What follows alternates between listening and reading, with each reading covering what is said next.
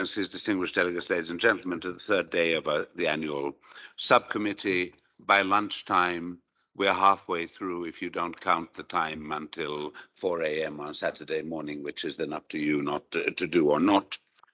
As indicated yesterday afternoon by my Mexican colleague, this morning we'll continue with the consideration of agenda item 6A on the delivery of the medium-term strategy, in order to allow delegates the opportunity to make comments and ask questions. The committee will consider agenda item 6B, operational efficiency and effectiveness, to be followed by agenda item 6C, presentation from the evaluation office of UNEP. And after the lunch break, again with my Mexican colleague, you will address agenda item 7 on the financial outlook and funding challenges. So I will get now back to 6A. Now, in the interest of clarity and sanity, as a Mel Brooks movie once noted, I note that you have already heard the presentation by Tim Kasten and Ebrahim Gora yesterday. So we will not do a rerun of that. We don't provide a 5-minute wind back and then sort of do. You will hopefully remember that. And also, for the interest of clarity and sanity, I would ask us to use what I think I called the Toy Story method. And this comes from my son when he was about 6 or 7, and somebody offered him a video recording of Toy Story 3 and said, no. You first watch Toy Story 1, then Toy Story 2, and then Toy Story 3. And hence the Toy Story method means that I would kindly ask everybody to stick at this moment to comments on agenda item 6A, and only after we have heard the other presentations to move to Toy Story 2 and 3, also known as agenda items 6B and 6C. They will be covered after the presentations on these issues.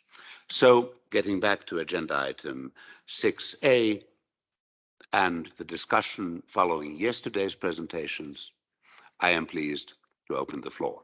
The floor is open, dear friends.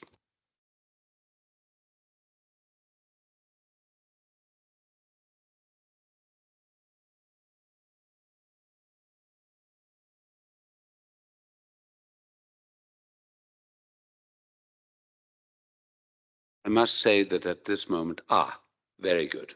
The United States of America, you have the floor. Thank you. Good morning, Chair. Good morning, everyone. Thank you very much thank you to the Secretariat for the presentations. And I will be faithful to the Toy Story method. My daughter is a Toy Story fan as well. Thank you for yesterday's presentation. Just 2 quick comments regarding UNEP's delivery model. We can see elements of our common agenda, such as theories of change, systems for integration, digitalization, all good things, and consistent with the SG's commitment to ongoing and holistic management reform. The report notes that fragmentation is keeping UNEP from realizing its full potential, and then in the presentation, and then summarizes a coordinated delivery process that is meant to address the fragmentation. I'm wondering if the Secretariat could say a little bit more about how you're rolling out the enhanced delivery model, which I think also addresses the fragmentation. Thank you so much. Thank you very, very much. The representative of the United States, and now I would give the floor to the European Union. Raza, please. Thank you very much, and also thank Tim for presentation made yesterday. There will be very few and very general comments. So we do understand that the model is developed to really help to achieve better coordination and cooperation within UNEP and with your regional offices. And like the US said, it's supposed to help you to address fragmentation, but also to implement maybe the integrated approach better and to develop synergies between projects, and which also then help to deliver multiple benefits across the board. So we do support those efforts of Secretariat, and we thank for development of this model. However, what we saw yesterday was still a very theoretical model, and it did not really help us to understand how does it work in practice. And so I'd like to know a bit more from Secretariat, your experience. Have you already been deploying it? What are the successes? Do you already see benefits of using this model? And also if there are any challenges that you face, and whether anything that members actually can do to help you with implementation of this new development of new delivery model. Thank you. Thank you very much to the European Union, and I now give the floor to our colleague from Canada.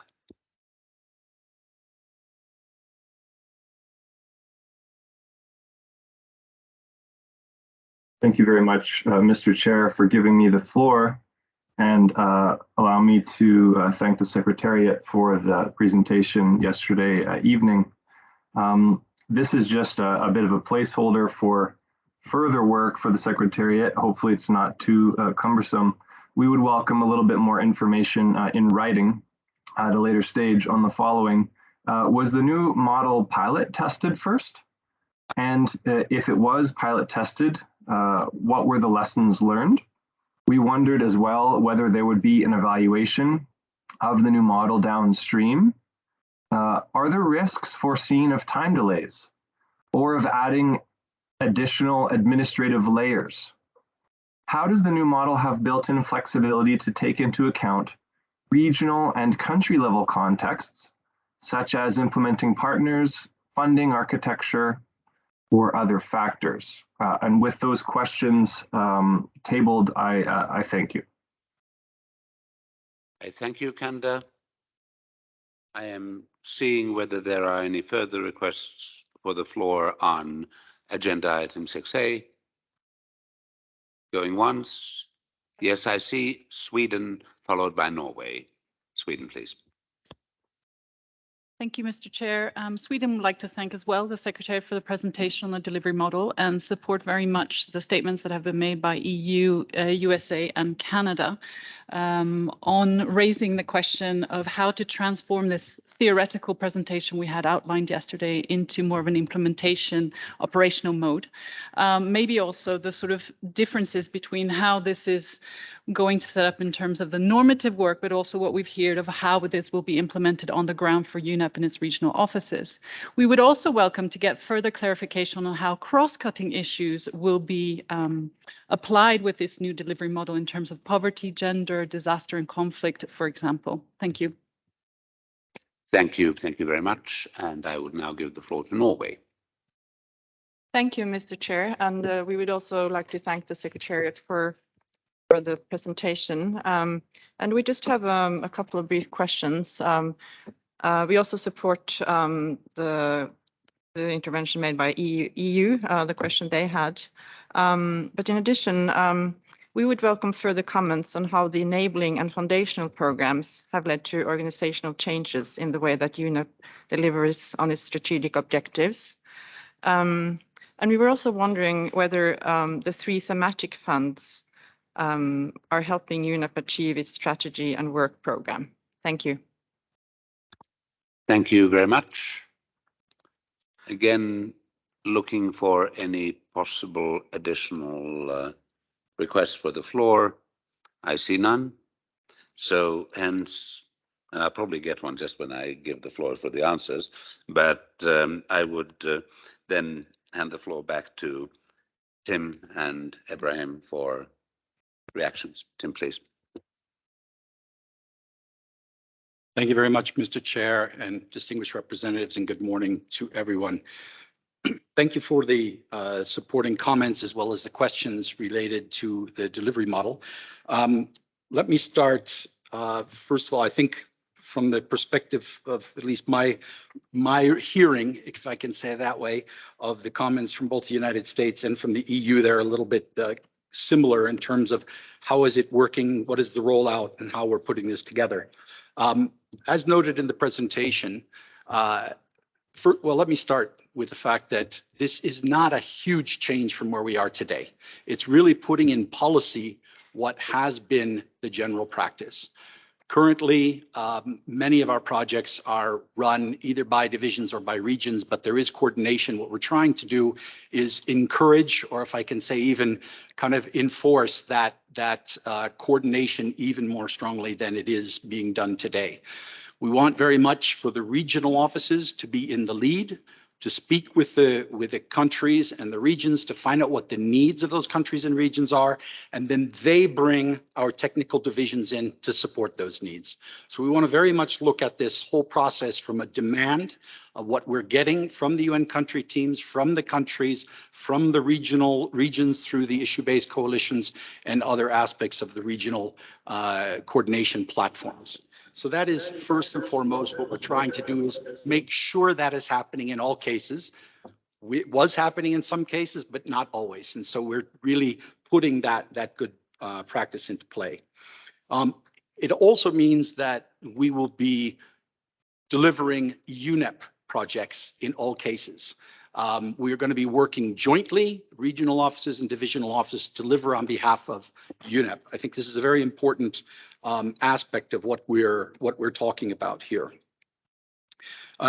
In terms of the rollout and our experience, well, we did just launch it earlier this month. We have had it, however, in the working for over a year, putting it together. We've done a lot of consultation across the entire organization. We had a specific group that looked at piece by piece how this was rolling out, how we would put it together.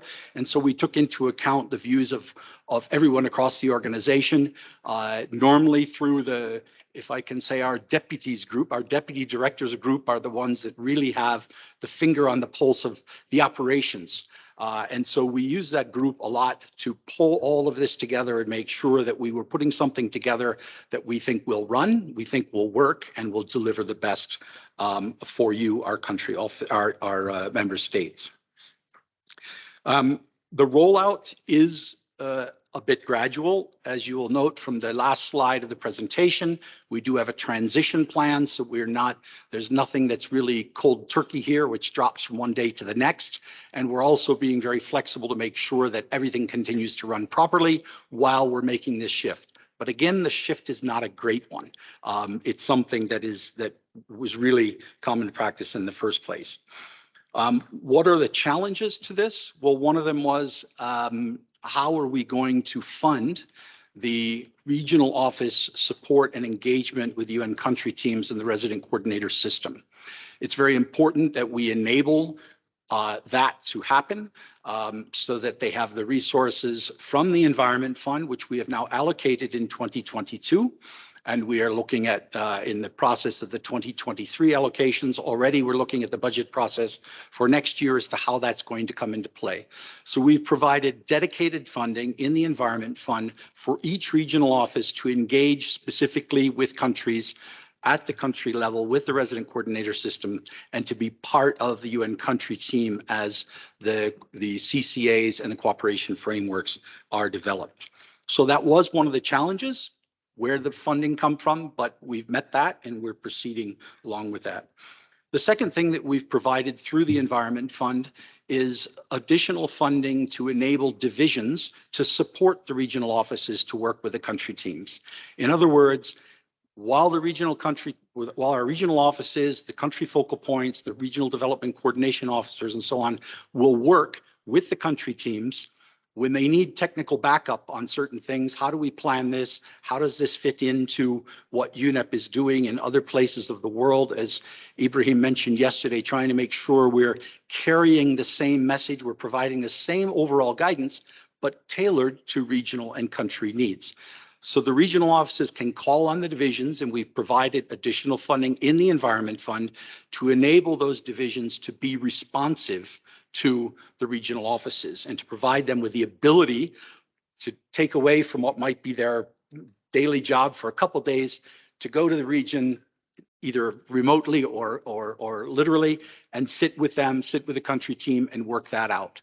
We hope most of that will be done remotely, of course, but where needed, we have provided the resources for that direct engagement.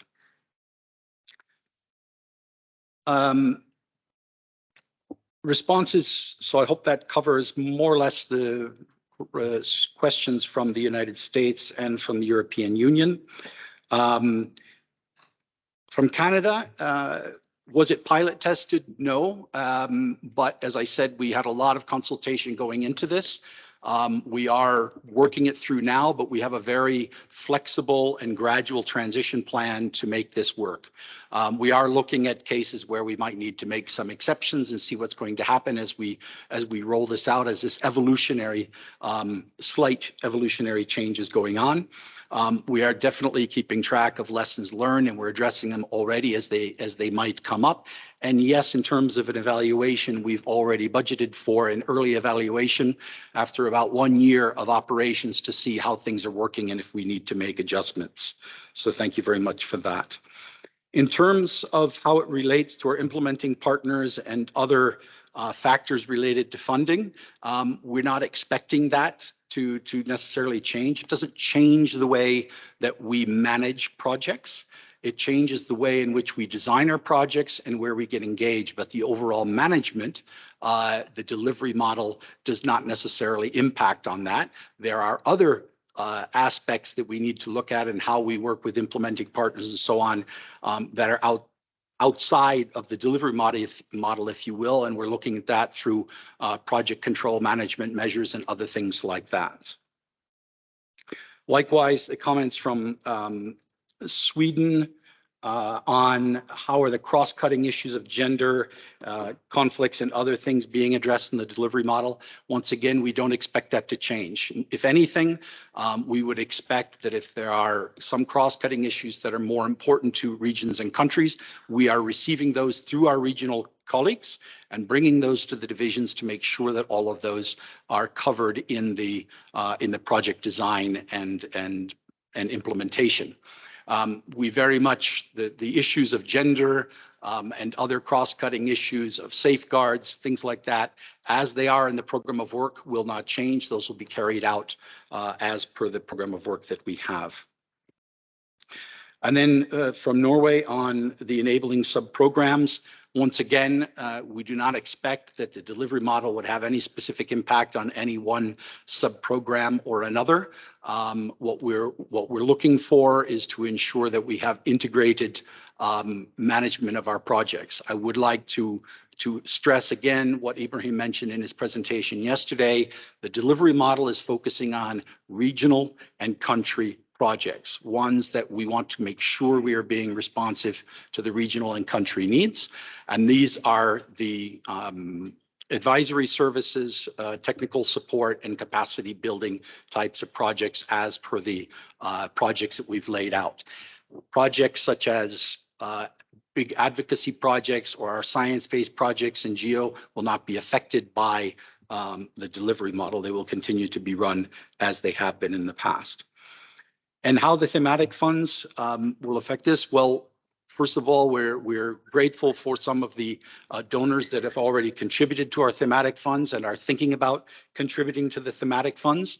We look at these funds as softly earmarked but flexible funding that will actually help enable us to meet what we are hoping to be the demand-driven components of this delivery model. So the more flexible funding we have, the more responsive we can be to the regional and country demands that are coming through the regional offices and the projects that we will set up based on that.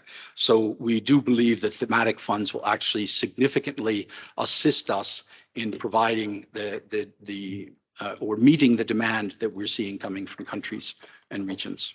Thank you, Mr. Chair. Thank you. Thank you very much, Mr. Carsten. Will there still be an intervention from Mr. Gora? Or does this cover both? It covers. Okay. Thank you. So we are moving forward. I'll see that nobody wants any last comments. I'll take them for agenda item 6A, then myself. And I trust that based on this quite rich discussion, the Secretariat has taken detailed note of the discussion, which will be reflected in the Chair's summary, which you will see in good time. The committee has therefore concluded its consideration of agenda item 6A. Congratulate us all for having got this far. And we are moving to agenda item B, 6B, operational efficiency and effectiveness. And This will be done based on presentations from the Secretariat, providing updates on UNEP's human resources, the status of audits, the conduct and discipline policy and approach, and the environmental management strategy. The presentation by the Secretariat will be followed by an exchange of views with member states and stakeholders. And I am very pleased to give the floor to Ms. Sonja Leighton-Coney, the Acting Executive Director, and to Ms. Kathleen Kreval, Acting Deputy Director and Head of the Financial Management Sections, to share a presentation on this very important item. Sonia, you have the floor. Thank you, Mr. Chair, and good morning, Excellencies, ladies and gentlemen. We're pleased to have this opportunity to brief this meeting on this important component of work. We are encouraged by the continued interest in this area and welcome this opportunity to engage with member states and share UNEP's journey of management reform and operational excellence that we embarked on coming to about 4 years ago. You may recall that when we started this journey, there was an urgent need for management transformation, and our back to basics strategy identified 5 areas of intervention, which are: 1, a strengthened management tone at the top; 2, capacity building of staff in their roles as gatekeepers and custodians; 3, partnering with auditors; 4, our communication and management of results; and 5, benchmarking best practices with other UN agencies.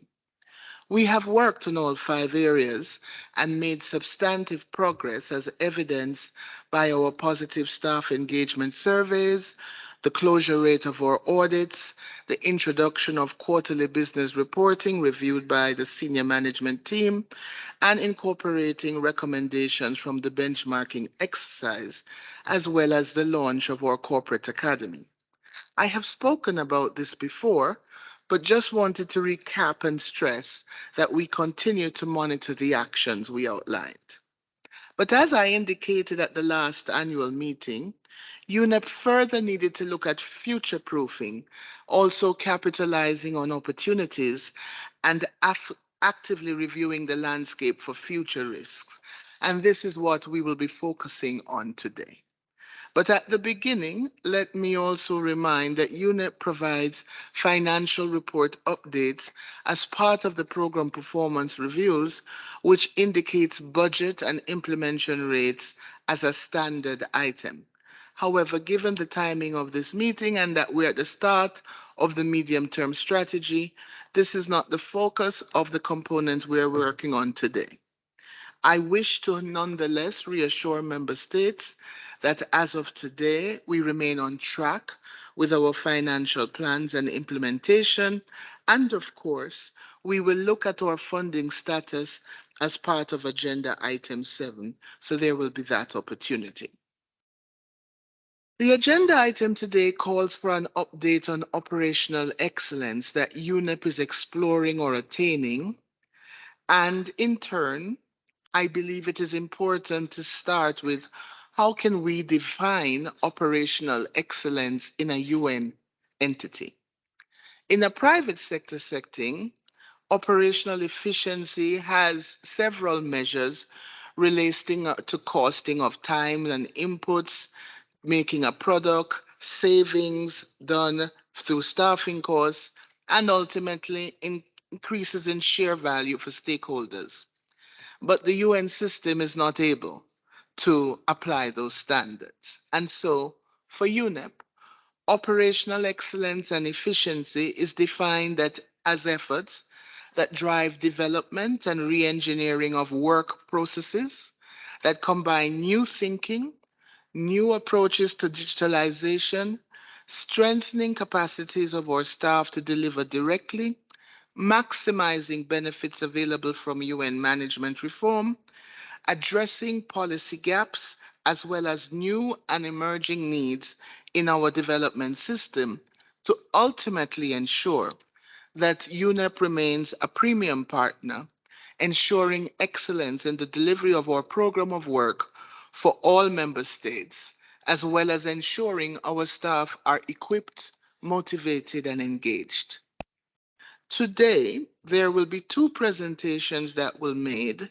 The first one this morning by the Deputy Director of Corporate Services Division, Kathleen Creval, who will take the opportunity to focus on some of the areas that have been raised in previous meetings that member states would like to hear about, such as updates on risk management, performance and use of audit, new observations and policies in terms of our conduct as international civil servants, potential areas we're exploring for cost saving, and finally, our new HR strategy to address geographical and regional diversity. In the afternoon, in Agenda 7, we will then share important information on funding streams, achievements to date, and we will be inviting member states to engage, reflect, and offer suggestions so that we may maintain our relevance in the future by securing a stronger funding base. Finally, as you know, UNEP is operating in an environment with high expectations from global citizens, from donors, from member states.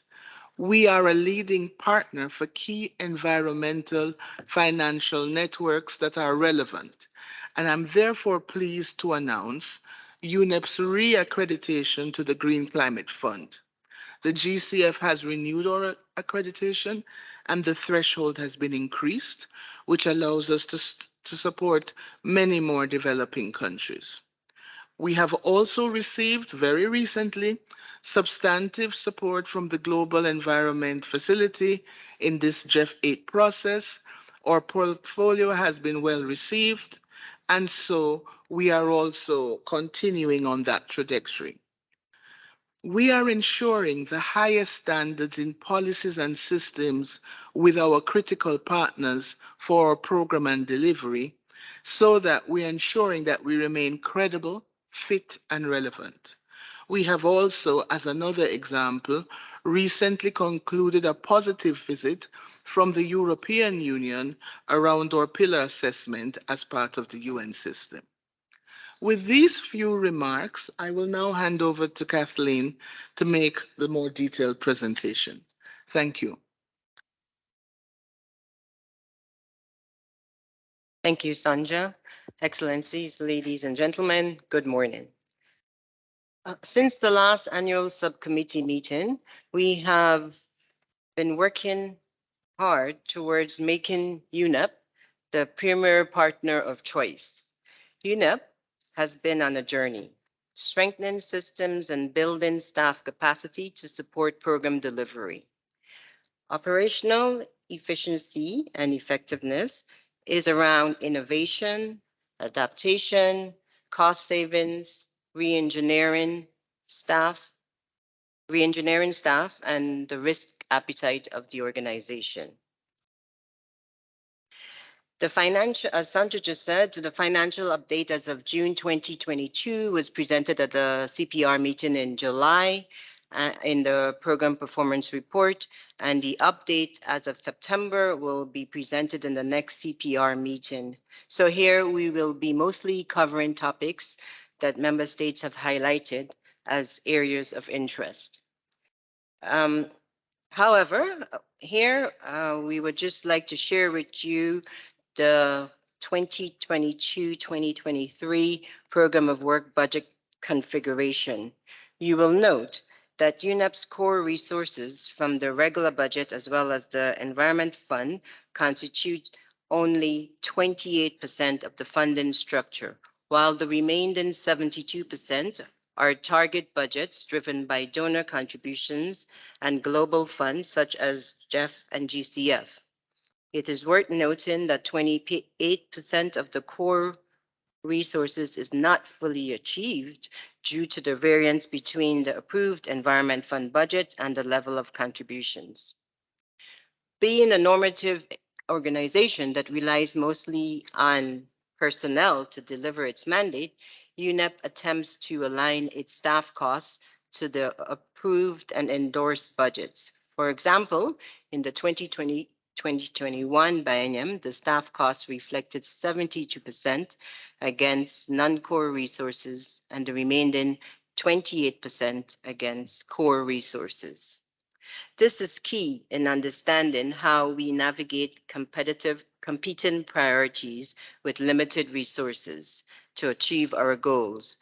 When we speak about operational efficiency and changes that need to be implemented, we need to consider management of limited resources. We have to balance between focusing on administrative model and the program and project management and delivery. From Tim and Sandra's presentations, you heard that one of the pillars of UNEP's work is operational excellence. Here, we look at systems reform, re-engineering work processes, and reducing steps so as to realize cost savings. We continue to build capacity of staff through the Corporate Academy, where we have designed several tailor-made digital self-paced modules. We are in continuous learning mode. We actively participate in UN-wide networks. Some of these include the High-Level Committee on Management and the Task Force for Accounting Standards.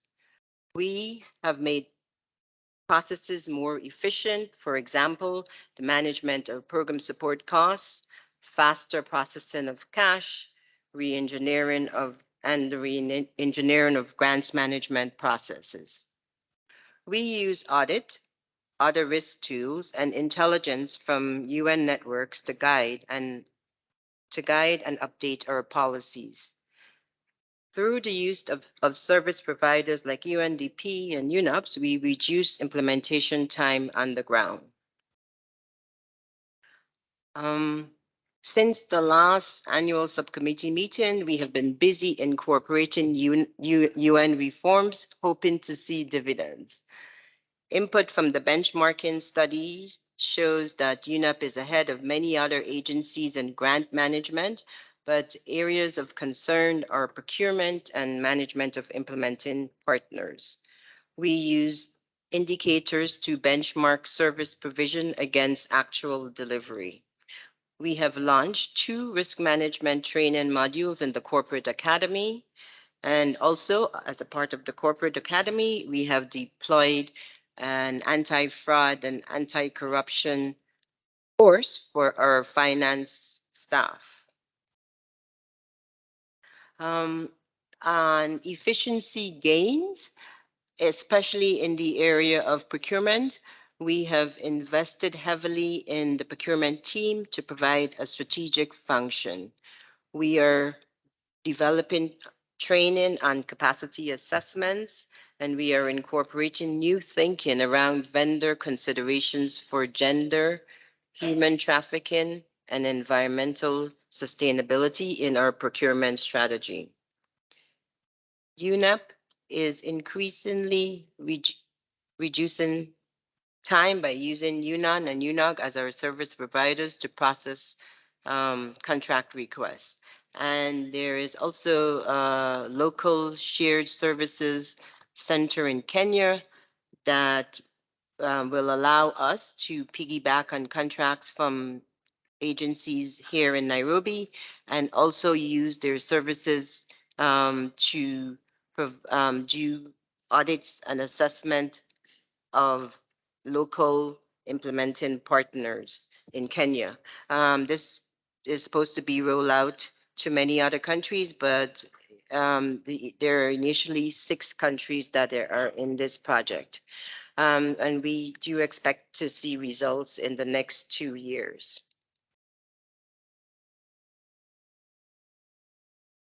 On risk management.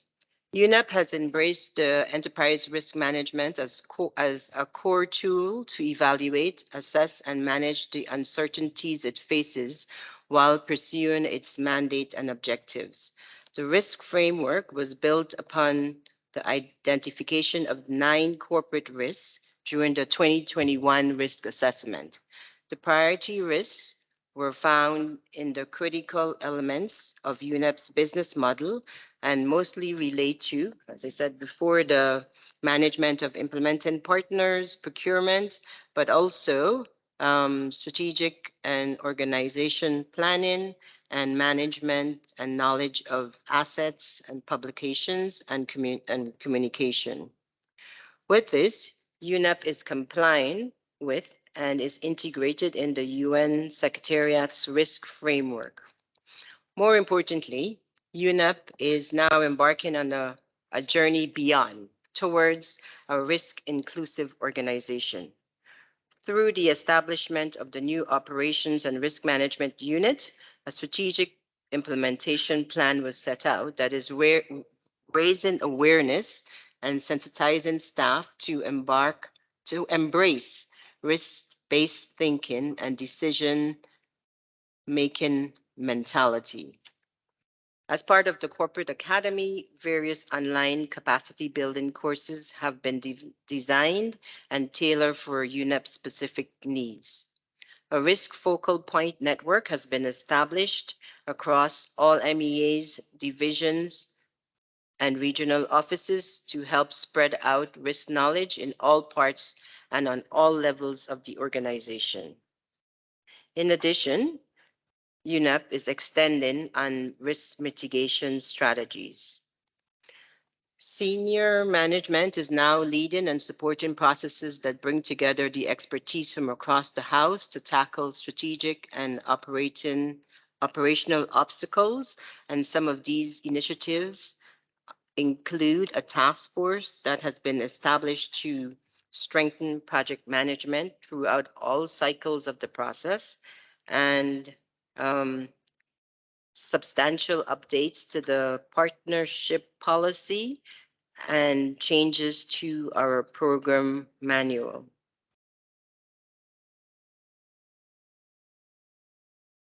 In summary, ERM is becoming a guiding tool for staff and management to assess, escalate, and address operational challenges.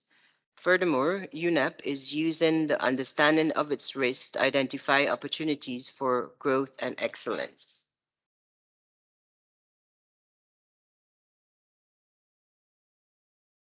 One way that we manage risks is with audits. Audits determine how we manage and influence the development of policies and work planning. UNEP has increased resources, efforts, and attention to the implementation of recommendations from previous audits. Significant progress has been made on the implementation of outstanding audit recommendations. In May 2021, we had an implementation rate of 42%, but by May 2022, that rate has increased to 68%, which is a significant increase. This slide just gives a rundown of the audits. The Board of Auditors represented by China National Audit conducted the 2021 financial audit along with operational audits of various offices, resulted in unqualified reports. The formal reports are publicly available, and the 2022 interim audit is currently in progress. On internal audits conducted by the Office of Internal Oversight, the 2021-2022 period covers 9 audits, which are listed there. Some of these were conducted jointly with UN Habitat and UNON, and we have closed 8 internal audits, and we have 4 prior year audits still ongoing. I now move to the area of fostering a harmonious work environment. The UN is a values-based organization. The UN Secretariat does not have a single system-wide policy to ensure and promote a respectful and harmonious work environment. Rather, it has a comprehensive set of regulations, rules, and administrative issues, policies, and guidance. The list of documents are publicly available. There are three key priorities on misconduct: to prevent misconduct by UN personnel, to enforce UN standards of conduct when misconduct occurs, and to assist victims of misconduct by UN personnel. Over the past years, the UN has strengthened its risk management approach and has delivered guidance and a set of practical tools to help the Global Secretariat plan and manage risks relating specifically to conduct and discipline issues. The UN Department of Management, Strategy, Policy, and Compliance has developed a misconduct risk register that we use to guide our preventative and enforce actions.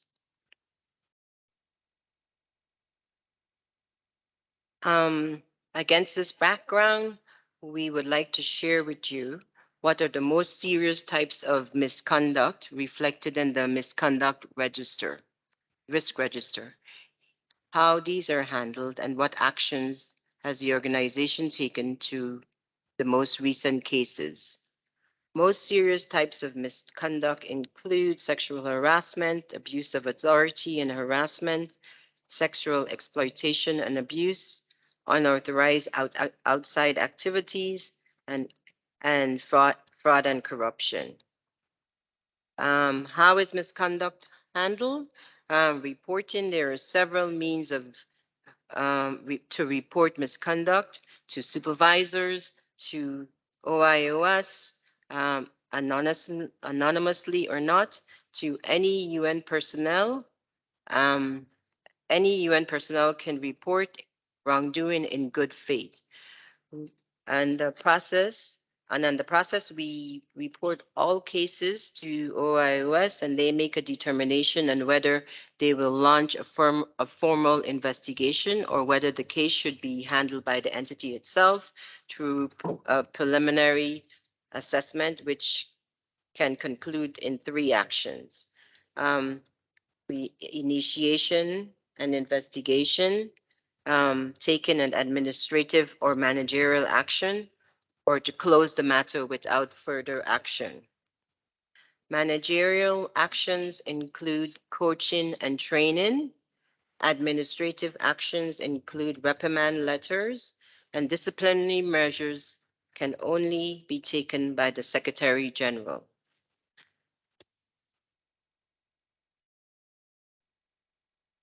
Here,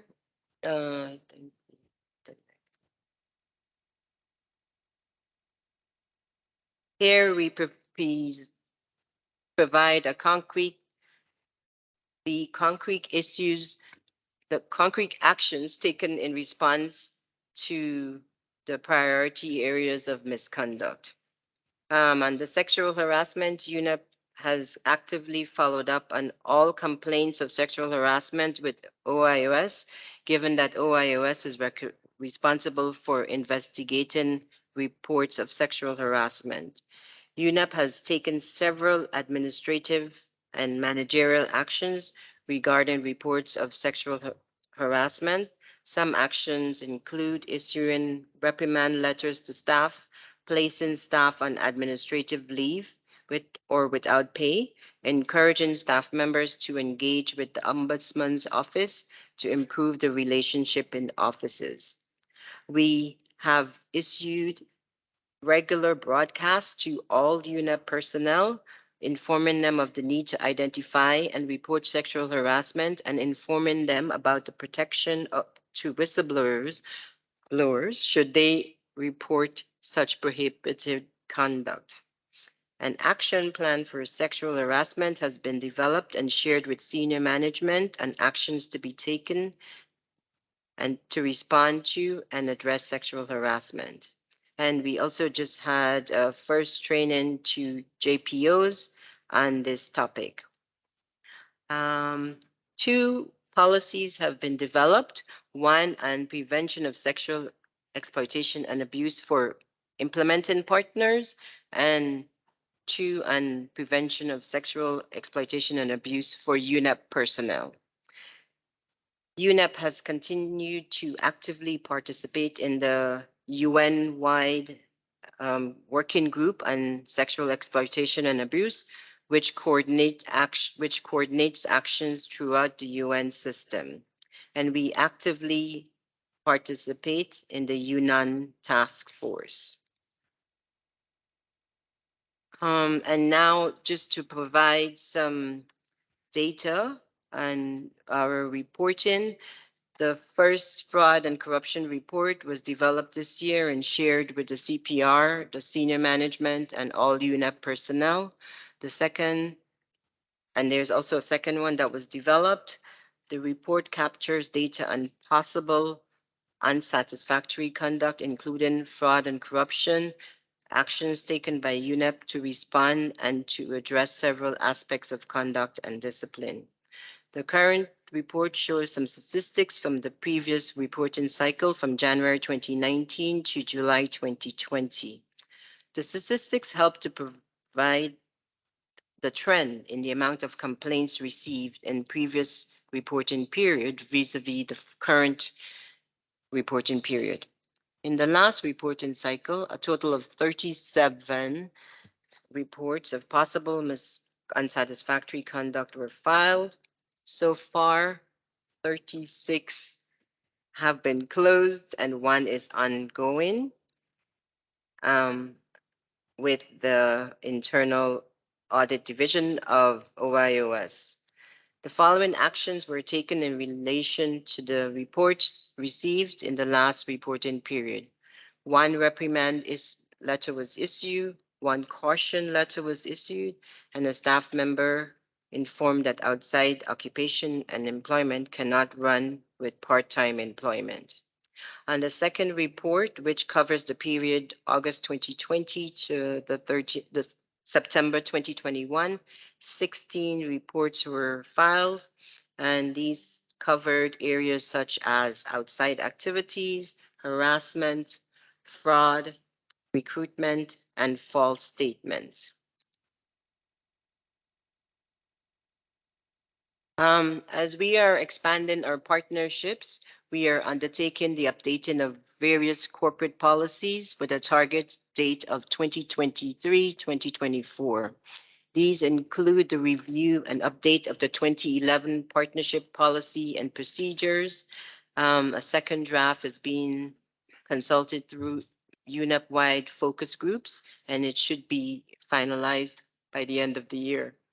The review and update of the 2013 policy on the use of the UNEP name and logo, and development of guidelines on consortium agreements, and development of a policy on centers for collaborations with UNEP.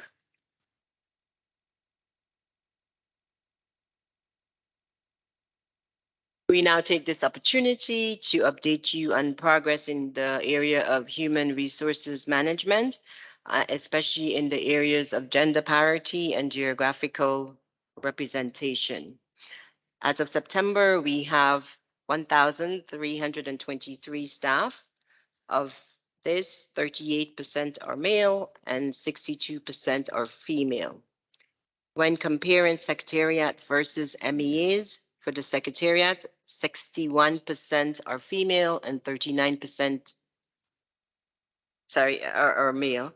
And for MEAs, 65% are female and 35% are male.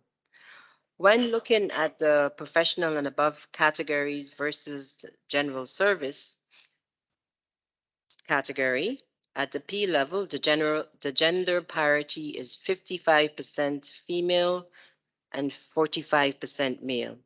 At the general service level, gender parity is 73% female and 27% male. At the national officer level, we are at gender parity. When looking at the Ps and above categories, at the D2 and above categories, the gender parity target is surpassed. And at the D1 and all P levels, we have met or exceeded the UN target range, which is 47 to 53%. On the regional representation at the professional levels and above, Western Europe and other is 48%. Asia Pacific group is 20%. Africa group 18%. Latin America and the Caribbean 19%, 9%, and Eastern European group is 4%.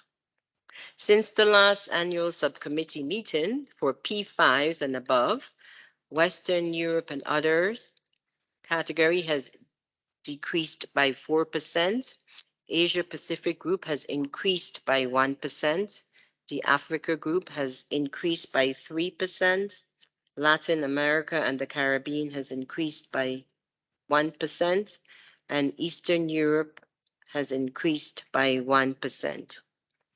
Following the UNEA resolution on geographical representation, the executive director has implemented a 4-point plan, which includes internal messages, outreach, leveraging on knowledge of other UN entities and member states, and a young talent pipeline. This change may seem slow, but a reminder that it sort of has to do with available positions. So this is a long-term initiative. As the executive director said in her opening remarks, the 4-point action plan that is being implemented is not a click the box exercise. UNEP is committed to these actions as it is critical to achieving our mandates. We have developed a dashboard that provides senior management and hiring managers with statistics on gender and geographical data. We have developed an outreach document to attract applicants. This gives them instructions on how to apply to UNEP, and this is being translated into the official UN languages. We are working with talent management groups within the UN systems, partnering with UN agencies and other entities on outreach events and strategies on attracting candidates from and underrepresented member states and less represented regions. We are approaching academic institutions and research institutions and graduate studies, as well as large alumni networks and in targeted regions as outreach pathways to provide talent outreach events and job openings. The Young Future Talent Pipeline will target recruitment of 8 personnel at the P2, P3 level, and this will provide internal and external support. And they will be provided with internal and external support in the first years of their career. UNEP has attracted nearly 10,000 applicants in active and passive engagement of our outreach events. And some upcoming events include an engagement with a university with a large percentage of students and alumni from Eastern European group, and a Spanish language outreach for Latin America and the Caribbean in November with the Department of Global Communications. Lastly, we have started a series of informal briefings to the CPR. The first one was held a couple of weeks ago on the 12th of October, and it included topics on financial management, conduct and discipline, and environmental management strategy. We are looking for your feedback on these sessions, and we are also looking for suggestions on more topics. And with that, I'd like to thank you for your time, and over to you, Chair. Thank you. Thank you very much to both Ms. Leyden-Kone and Ms. Greville for very detailed presentations under this agenda item. Now, the floor is open for questions and answers. Please keep your interventions, if you may, short and to the point. I see New Zealand and hence give the floor to New Zealand, please. Thank you very much, Mr. Chair, and thank you very much to the Secretariat for those very rich presentations. There's a lot to unpack and unpick. Just a quick comment and a question. So PSEAH, or the Prevention of Sexual Exploitation and Harassment, is a priority issue for my delegation, and we customarily seek strong assurances from UN agencies that they have preventative and victim-centered approaches in place. So that said, can you please provide us with more information about the action plan for prevention of sexual harassment and the two policies for prevention of sexual exploitation and abuse? For example, we're interested just to understand in a little more detail what the key pillars of these approaches are. For example, do they deal with culture, investigation, and response? So we'd just appreciate a little more information on those. Thank you. Thank you very much. I have now Malawi, followed by the United States. Malawi, you have the floor. Thank you very much, Mr. Chair. Good morning to you and colleagues both here and online. And I thank you for giving me the floor. It is our view that any organizational effectiveness to deliver on its mandate depends on having smart plans, adequate resources, but above all, critical and continuous self-assessment on work being done. Smart plans are specific, measurable, achievable, realistic, and timely. We appreciate that UNEP has its 2022-2025 MTS. Adequate resources means staff that is responsive, motivated, competent, and from diverse backgrounds, including nationalities. Adequate resources also refer to finances that are predictable, sustainable, and flexible within the objectives of UNEP. On this basis, we find this agenda item to be important and requiring our utmost attention. Therefore, we would like to make the following points based on the presentation, which we've been guided must be in a certain manner. So on the matter of human resources overview, our attention once again is drawn to the continued dominance in staff complement by one region, both in terms of perspective and on site. This is more concerning given that the 2021 audit report flags out high vacancy rate in UNEP. On the audit for 2021, our attention is drawn to three key issues upon reading that report. One, that UNEP undertook target setting without baseline for program of work and budget indicators. Two, the low implementation on GEF projects. And three, as I've just said before, the high vacancy rate. On the lack of baseline data for implementation indicators, Malawi is requesting to be clarified on how then the 2022-2023 program of work is undertaken in such a scenario.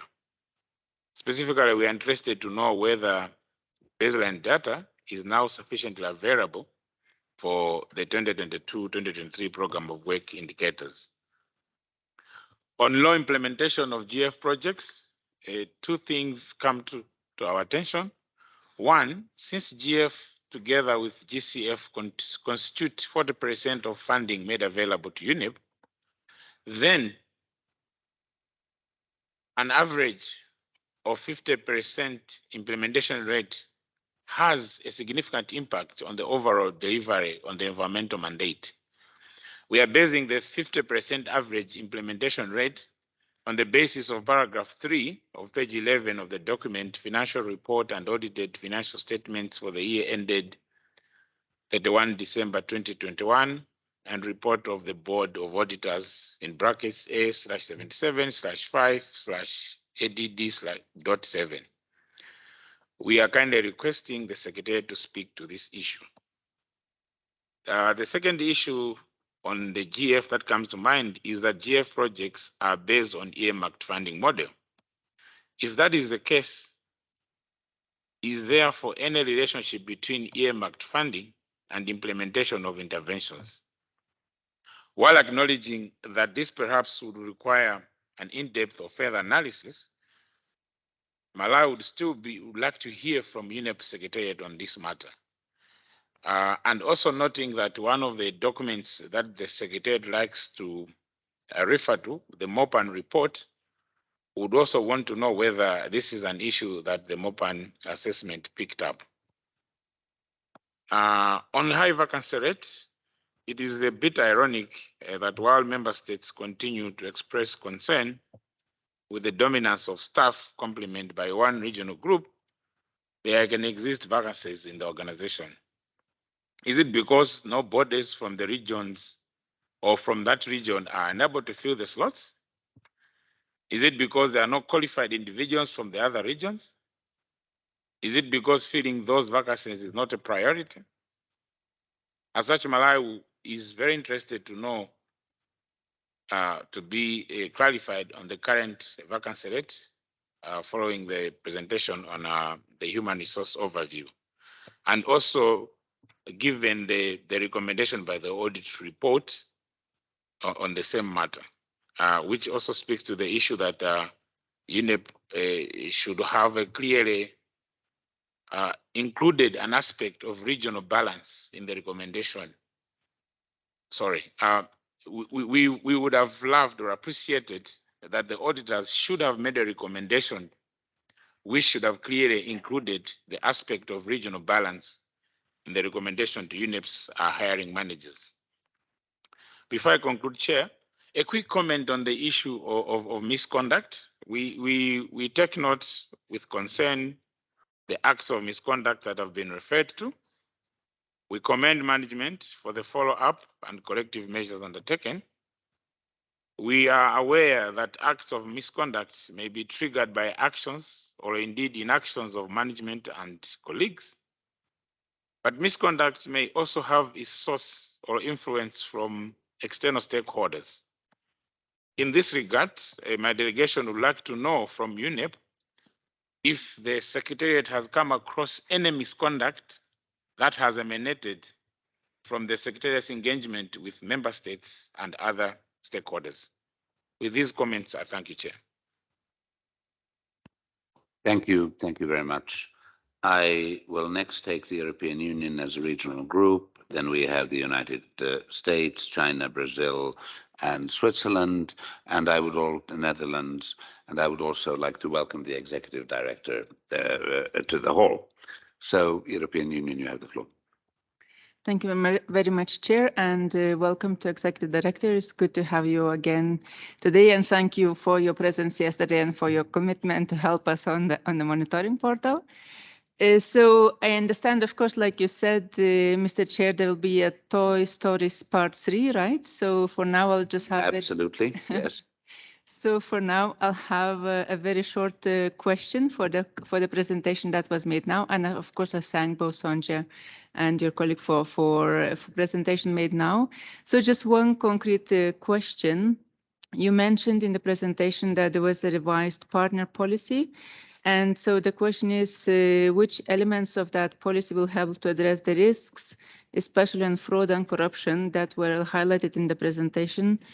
So that's the question for immediately to your reaction to your presentation. And of course, I'd like to also thank you what you mentioned in your speech, Sonja, for that very useful meeting that we had on the audits. And now also on my side, I understand how much more there are things happening behind the scenes to make sure that projects are done well.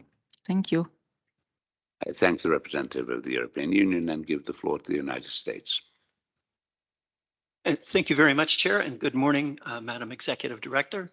And we appreciate the comments from our distinguished colleagues from Malawi, New Zealand, and the European Union. Just a couple of quick thoughts. On shared services, I think you're doing a pretty good job. I was walking in the parking lot yesterday and stumbled across a pilot demonstration of electric cars that are part of a larger pilot for shared services in terms of motor pools and a fleet. So I think that's very good. We're looking forward to following the progress on that. We share the interest in sexual exploitation and abuse and the commitment to eliminate that scourge as expressed by our colleague from New Zealand.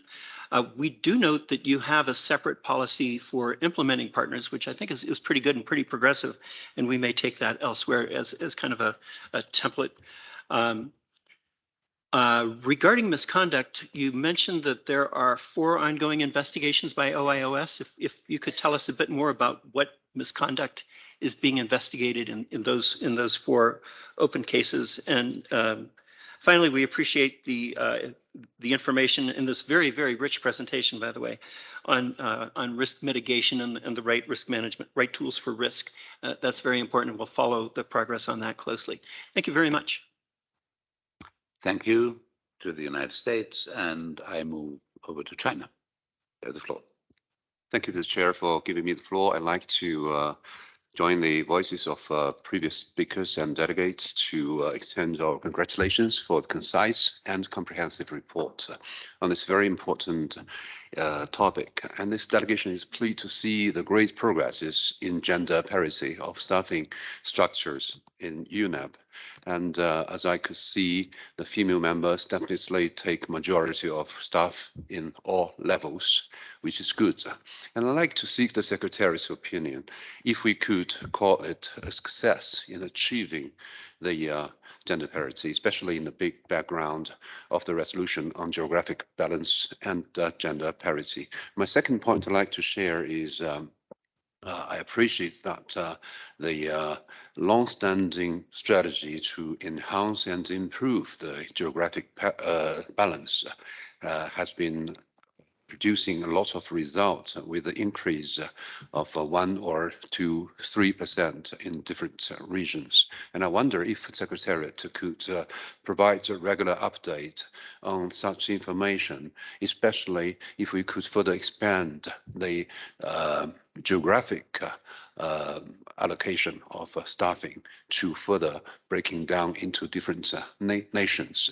So because of some of the country is underrepresented or even not represented. So I believe that information would be very helpful to further inform the CPR, inform the member states, as well as to give us clear signal. Because in China's case, we have been trying our best to work with the Secretariat to enhance the competent member of the Chinese nationals to compete for the staffing, to work with and contribute to the UNEP. But I need to know when we should stop or if we should continue work so hard. Thank you so much. Thank you. Thank you very much to our Chinese colleague. And I would now give the floor to Brazil.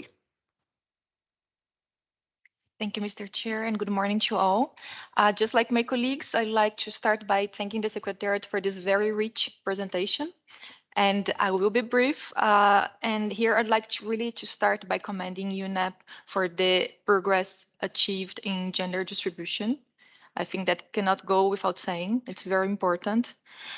And just like others, I would also like to turn to regional representation with the understanding, of course, that one does not have to compromise the other. And bear in mind that regional balance is a long-term project. We do believe that the young future talent pipeline is very important, but we also like to understand what's being currently done on more senior positions. For instance, if there are any coming vacancies in the coming years, is there any policy in place to increase regional representation also in those positions? Thank you. I thank the representative of Brazil and give the floor now to Switzerland. Thank you very much, Mr. Chair, and good morning to everybody. Many thanks to the Secretariat for a comprehensive and dense presentation. In my short intervention, I would like to focus on 2 issues. The first one is that we welcome the increase of the implementation rate of audit recommendations. And we encourage the Secretariat to continue to dedicate sufficient attention and resources to maintain a high implementation rate. And the second one, as previous speakers, is the regional diversity of UNEP staff. Very much welcome the measures that have been adopted in the recent past, and we're very glad that it already is showing results. We're conscious that it's a long-term process, but it's good to see that results are shown. Finally, the thematic briefings, very good initiative from the Secretariat, and we encourage you to come back to subcommittee meetings periodically with thematic briefings on these issues. Thank you very much. I thank the representative of Switzerland and give the floor now to the Netherlands. Thank you, Mr. Chair, and good morning, colleagues, and welcome the Executive Director to be with us today again. Understanding that this is a Q&A session, I just would like to note that we would like to come back after the answering session, maybe with some more general observations and also possibly some recommendations. But similar to our colleagues from New Zealand, our government finds prevention of sexual exploitation, abuse and harassment being addressed by UN agency very important, and building upon the questions that were already raised, I think also by our colleague from the US. We would like to ask whether the Secretariat can provide further insight into the results of the policies that have been put in place to address sexual harassment and exploitation and abuse, including how this is being addressed with regards to your implementing partners. And in particular, also if you make use of the ClearCheck procedure and what are your experience with available whistleblowing reporting and protection systems. We note that there was an evaluation in 2021 from an internal audit. I'm not sure whether this report is also available for member states, but maybe let me translate that in a more general question relevant to your audits, investigations, and report, whether they are internal or external. How do you report on relevant issues, for example, on SEA or fraud and corruption to member states, and where relevant, how can we get access to those reports? Furthermore, we noted that progress has been made in addressing recommendations in audits and investigations, and we commend you on that. But could you provide maybe some further information to characterize the outstanding recommendations and indicate whether there is a timeline for the implementation of outstanding recommendations of external and internal audits, including those that may be more system-wide, such as thematic evaluations of the GIU that are applicable to UNEP. Thank you for answering those. Thank you. Before I go forward, I will ask for a clarification from the Dutch delegation on that when you say general remarks, do you mean general remarks under agenda item 6B, or because just looking at the time management of the day? So, okay. So I will then give you the floor again after the replies to the questions. I have at this moment Malawi coming back to the discussion, I understand, and Ethiopia. Malawi, you have the floor. Thank you, Chair. Sorry for coming back. I think in our quest to be efficient with time, we forgot to thank the Secretariat for the work, and want to put it on record that it is precisely because you do good work that we're able to intervene and ask questions. So thank you so much, Chair. Thank you for your very, very kind and well-deserved comment, I must say. Ethiopia, you have the floor.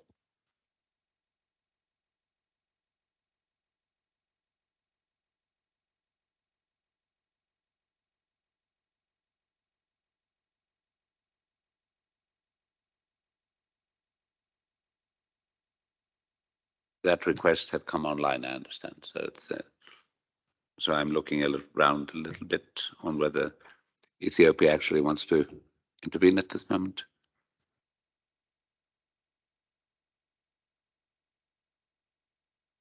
Because you have your hand up in Teams. Okay, if not, it may be a communication, so I will then take a major group at this moment and give Ethiopia the possibility of either getting connected or putting your hand down, and that would be the major group of women. The floor is yours. Okay, Ethiopia has joined us, so if the major group would kindly wait.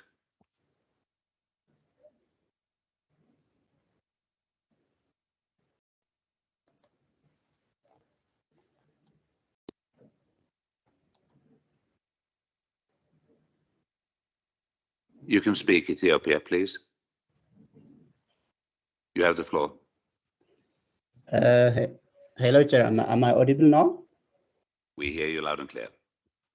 Okay, thank you, Chair. I appreciate the presentation by the Secretariat, and I also congratulate for the achievements on the issue of gender parity of the UN staff. And at the same time, I join other delegates who raised the issue of still the challenge of geographical distribution of the UN staff. Chair, in this regard, I want to just draw attention to the UN resolution ratified in the UNIA 5 regarding this solving the issue of geographical distribution. In my belief, in my opinion, I believe it is one of the resolutions not given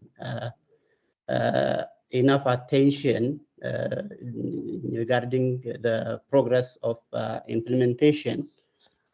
Maybe I want to just ask the Secretariat for more clarification. What is the mechanism that the Secretariat followed to bring the achievements regarding this gender parity more than even the goals set? So can't we use this mechanism of to bring geographical distribution of the UN staff? So I want to hear the take of the Secretariat on this issue. Thank you, Chair. Thank you very much to the representative of Ethiopia, and I now give the floor to the major group of women, please. Thank you, Chair. And thank you for the rich presentation. This is to forward my question regarding the safeguarding policies discussed and related misconduct situations. What is the immediate action right after the report of abuse or misconduct? And does the scope of safeguarding go beyond UN compound or ground if the incident happens outside UN? What's the scope? And lastly, what practical victim protection mechanisms exists at the time? Thank you, Chair. Thank you. Thank you very much. I would now, after these interventions, give the floor back to the Secretariat, and Sonja, please, you have the floor. Thank you for all the questions and comments. We'll have a division of labor here, so I will try to answer the questions around the sexual exploitation, harassment questions, as well as the misconduct. In terms of the policy, the first thing I would like to say is there are two policies that we have in place. We have the sexual harassment policy, which is around staff behavior and conduct as UN civil servants, not simply in the office, it could be outside of the office, but it's relating to what acceptable behaviors are in that domain. We also have the policy on sexual exploitation and abuse prevention, which is a policy related to our implementing partners and those we serve, and potential conduct of our staff or implementing partners doing harm to others. So there are two. The first policy on sexual harassment has been significantly changed across the UN system as a matter of urgency. That is one of the policies that was discussed in that high-level committee on management, and it has two elements which I think are quite unique for the UN system. It has become victim-centered in the approach, which means that the onus, quite frankly, on proof is not the victims to share alone, okay? The alleged person has to engage, because in the past, there was a high propensity to need a lot of documentation, evidence, witnesses, etc., and it made it extremely uncomfortable. That's one. Two, we have focused significantly on retraining the investigators of this and increasing the number of female investigators in the cadre to ensure that we can do more sensitive and victim-centered discussions around that. The third element is that with a new system we have of conduct and discipline, we now have a way for staff members to know where in the process the case is. Because since you are innocent until proven guilty, given the high level of confidentiality, these cases were taking quite a long time and people didn't know, okay, where it stood. So those three elements are there. Four, the mandatory training on harassment has increased. We actually also have a new training on that. And five, we then use the Clear Track. Yes, we do, which is where all UN agencies are now logging issues of misconduct by staff, so that, because in the past, just to be honest, since the data wasn't shared, you could move from agency to agency and not necessarily know. That Clear Track, which was a question from the Netherlands, we have had at least 3 cases where it has come out to be very, very useful, not just for ourselves, but actually also in engaging consultants who were former UN staff. So we see very, very strong benefits in that element. And to the questions related to the applicability of the policy, no, it's definitely not just in the workplace on the compound. It's anywhere. It includes social gatherings. It includes meetings such as this. It includes any sort of circumstances that we have. Some of these cases have to go through 2 or 3 steps. One is the reporting. We encourage reporting. Before we did not accept anonymous reporting. Now we do, okay? We also use validation and credible witness information as well. So it doesn't have to be direct accounts. Given the serious nature of some of them, we also occasionally have to work with UN Department of Safety and Security as part of the evidence and building. So this is a whole series of elements that we take. The executive director does have the delegation to decide on administrative actions, which could be not allowing colleagues in the compound. It depends on the feeling of the threats involved or not, or other matters. So it depends on what the allegation is.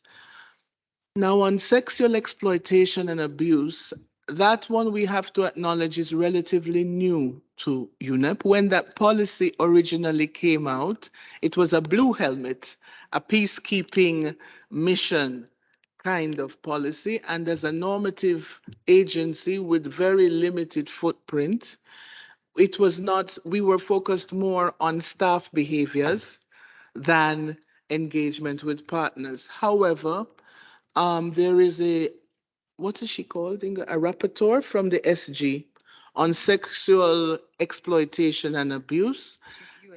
She's a USG. She came and she did a town hall for the entire compound.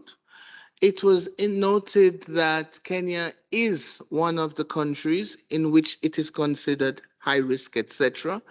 And based on that, we became more aware of this component. So we're being transparent, and we have had to start to incorporate this throughout. We have issued a statement, an internal statement of expectations on this area, which has been directed at program and project managers and also implementing partners.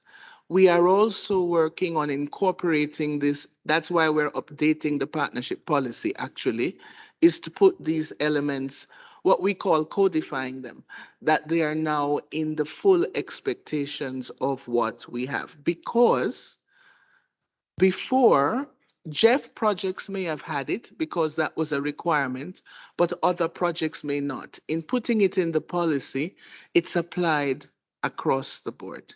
So those were some of the elements that I think I was asked about in terms of those two. We have also begun to participate in the global surveys around exploitation, and we actually had one of the highest response rates of agencies, but the survey results have not yet come out. For right now, they're engaging on just having staff be aware and apply. So that was something that I thought was there. We believe that we have significantly, by using town halls and brown bag lunches, increased awareness of the issue. And we are also, because we have found that we have especially vulnerable populations. These discussion points have power dynamics around them. And even though we say these policies apply to all personnel, we have found a reluctance in our more junior staff or young professionals, our interns, our JPOs. So we have customized a strategy where we now have specific tailored sessions for them to ensure they understand their rights and what the reporting mechanisms are. So I think that covered all the questions on that element. And then if I may move to misconduct, specifically, there are 4 cases of misconduct that are currently ongoing. That was a question we were asked. It is really around, one is a sexual harassment case, one is a case on fraudulent activities at the project level, national level. One is on misusing Umoja credentials, our SAP mechanism. And I told you one is on outside activities, which was a political activity by a staff member. You know, for us as international civil servants, we can't demonstrate. So those are 4 that are currently ongoing. The investigations, if they pertain to fraud, are generally handled directly by OIOS. We do not control, this is a frustration, I will say it, the timeline or the outcome of how those will be reported. They have improved their communication, that it is in progress or what have you, but it is perhaps a good thing of the system that it is independently handled. But on the other hand, we don't have the ability to push how fast we get the outcomes of those processes. But they have created a mechanism where our lawyers are able to get confidential updates, so we have some awareness on how quickly or slowly those are taking place. In terms of awareness of reporting and how we engage, when an audit goes through a number of stages, from the scoping to the fact finding, to the preliminary report, interim report, final report. Those are internal stages, and the auditors provide an opportunity for the relevant divisions or project managers to provide additional information to clarify perhaps there was a misunderstanding. So we only report when the report is concluded and final. There are two mechanisms for that. One is the OIOS website where all of the audits are publicly available. Two, we have the mechanism where we will report to the CPR on the audits. So those are the two formal elements we have. We, however, do have increasingly, as we update our partnership and awareness, that we are going to build in our agreements an alert to member states when we have been notified that there are areas of concern. Okay, it's an alert because we can't say the final outcome until we know. We then also have an obligation to inform the Global Environmental Facility and the Green Climate Fund. So this is how it works at this time. And now I hand over to Kathleen. Thank you. Thank you, Sandra. And the question from Malawi on the baseline for the POW indicators. The baselines for the program of work indicators have been determined and are being included in the translated version of the program of work, and they should be available online by next week. On the low implementation of the GEF projects, we acknowledge the impacts of the pandemic on the GEF project implementation. The impacts have stretched far and wide, and they have been affected delivery with a range of 4 to 5 years. The 91 GEF projects examined by the auditors reflect the general situation, and it should come as no surprise that UNEP, like other agencies, suffered exceptionally low implementation rates. Nevertheless, UNEP accepted the audit recommendation and has thus far improved the functionality of existing systems in spirit of strengthening yet another monitoring dimension. Towards this, the internal mechanism to flag, review, and report implementation rate is in place, as Sandra mentioned, and can be demonstrated through the quarterly business reports and other internal dashboards. And Malawi also, about the slow implementation, we do acknowledge that the recruitment was first affected by a freeze in hiring and then COVID, but we can assure you that we are committed to increasing the numbers from the and underrepresented countries and regions. For example, since January 2022, we have hired 124 new staff members. Of this, 82 joined in the professional and higher category, and 42 joined in the GS category. 31% was from WEOG, closely followed by Asia Pacific at 37, Africa Group at 28, BULAC registered 14, and the Eastern European registered 7. So we are definitely on our way. And and the question from China, we consider our achievements and gender parity a significant success. As of September 1st, 2022, UNEP had a female representation of 48% or higher in all levels of professional category and above, meeting the target set in phase 1 of the strategy by the Secretary General. P1 and above levels. Yeah, I think we have some data that we can share with you on the levels, the higher levels as you requested. On the European Union, in terms of the development of the including of the risk strategy in the partnership policy. I mean, this is actually one of the big areas that we have included in the updated version, and you will be very happy with that. It's yeah, one of the big areas. On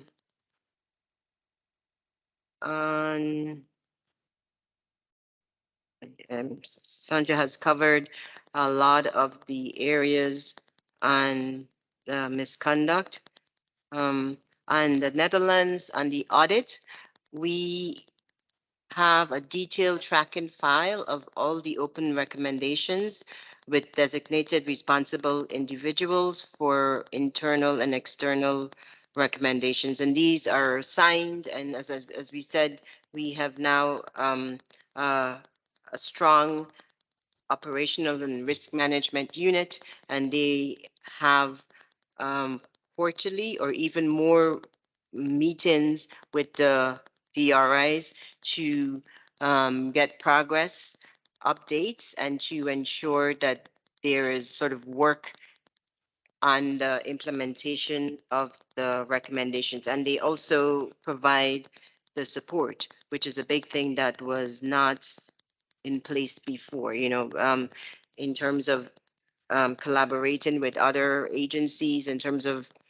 seeing, even coordinating with the headquarters to get help on closing these recommendations, because a lot of times these recommendations are not only attributable to UNEP of itself, but it comes from the systems that we use, which are globally implemented by the UN Secretariat. On Brazil, all levels, all selections of senior staff members are closely monitored by the Corporate Services Division and by the Executive Office, including the issue on geographical representation. This mechanism has now also been extended to selection at all levels of recruitment. I think Sandra has covered most of the other issues. So I hand it. Oh, okay. I give the floor to Edie. Thank you. It's obviously a very, very important issue, staffing, diversity, harassment, how we manage these matters, which is why I was very keen to hear member states' comments, concerns, and questions. And my colleagues have fully and adequately sought to respond to the specifics, and maybe I'll paint a sort of overarching picture. What the Secretary General has on the first item on harassment, abuse, etc. The Secretary General operates with a zero tolerance policy, and so do we. And so with respect to the first policy, that is staff behavior, there we have come down very clear and with consequences on such matters. On the second policy, which Mrs. Layton-Coney correctly highlighted, grew out of misconduct by the Blue Helmets. You've all read about it in various locations and jurisdictions. Grew out of UN staff engaging in completely unacceptable behavior with vulnerable communities. And there the truth is that it is more those agencies that have big footprint that this policy is relevant to. I don't want to take us out of the policy, but I do want to say that the WFPs and the UNICEFs and UNHCRs that are out there with vulnerable communities are much more in contact with communities than we are. We work with ministries, and but nevertheless, notwithstanding, in all places where we have footprint, which is some 40 locations, this policy is important, which is why Mrs. Layton-Coney has issued guidance on this to all staff and has rolled out training, et cetera, et cetera. So that's on this matter. On the critical issue of diversity, let me begin by the gender. And here I will say that it's a lot easier because it's a 1-2 issue. Either you are or you're not. And so getting to closer to that 47% that the Secretary General had said is obviously easier. Whereas when you're recruiting and you want to include, and we really do, from these underrepresented regions, and the numbers we have disclosed very clearly, because it is again an issue that we take very seriously. You recruit one person from an underrepresented country. All you've done is recruited one person from an underrepresented country. You still have another body of a large number of countries that are yet to be recruited and adequately seen in our staff cadre. As the UN does not let people go because of the passport that they hold, this is a process that we seek to ensure that our shortlists have the diversity that they must have, so that we do not clear shortlists if they come with domination of a particular group, regional group. And so we will endeavor to do everything that we can, including through strategic intake at the junior level. Many of us, and we were looking at how many senior staff started at junior level, and I'm one of them. I started as a P2 in the UNDP, and that is a proud thing that I always tell to the interns and JPOs, etc. Not that we only want to diversify through intake, but if we recruit only diversity at the senior cadre, these folks will retire. And then, so we need to make sure that the intake level has the diversity, which is why we're most grateful to those countries that have stepped up and have helped us diversify our intake level with all kinds of actions that they have taken to help us identify talent or even fund initial JPOs or other folks. We very much recruit and seek to recruit from the UNV base, United Nations Volunteers, which is highly diverse, which is another intake opportunity. And we are looking at diversifying, we're rolling out the diverse intake program, the fellowship program. We're still finalizing and tuning it to ensure that we can, being mindful of the UN rules and regulations that stand that we have to hire quality, but I would say to the distinguished delegate from Malawi, in my expectation, you find quality in every country, and everybody can present brilliant candidates that can actually match. For us, it has been more getting UNEP name out there, and I'll be very honest. Other agencies are better known. We do have a more narrow footprint. We are not the big agencies of the UN. And so when people consider careers, especially if they're foreign service, they will know more about UNDP, UNHCR, and less about UNEP because our vis-a-vis is the Environment Ministry. And so finding that match is one that we are determined to work on. And I'm very, very grateful to the many countries where we have had job fairs, information seminars. Whenever I go, I speak at universities because that is also an opportunity to get the word out to young people who are seized with environmental fervor and would dream of having a job in UNEP. So I wanted to add these two dimensions. I think many other elements have been answered very adequately by my competent colleagues here. Thank you.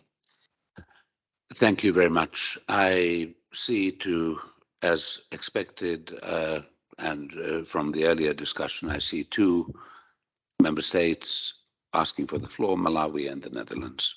Please. Thank you very much, Mr. Chair, for giving me the opportunity to do a follow-up. Very grateful to the remarkably useful responses from the UNEP team. Thank you for that. it's either probably I was maybe sleeping. We had a question on the issue of misconduct. While acknowledging that misconduct can both be internally and externally induced, we wanted to know whether the Secretariat has come across any misconduct that emanates from the Secretariat's engagement with member states and stakeholders.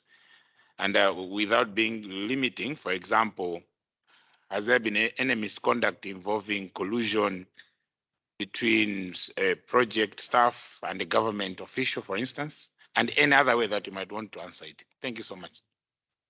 Thank you. And I would now give the floor to the Netherlands for, we still, I recall everybody that we still have agenda item 6C to go before lunch.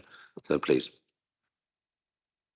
Thank you, Mr. Chair, and apologies if I misunderstood your guidance. So I thought that we would first have a question and answer session, and that would then allow us to make some further comments generally to this agenda item 6B.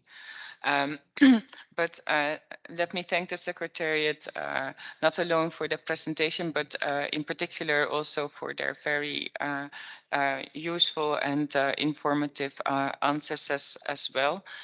As we said in our introduction during the opening of this meeting this week, operational effectiveness is an important prerequisite for the organization to deliver.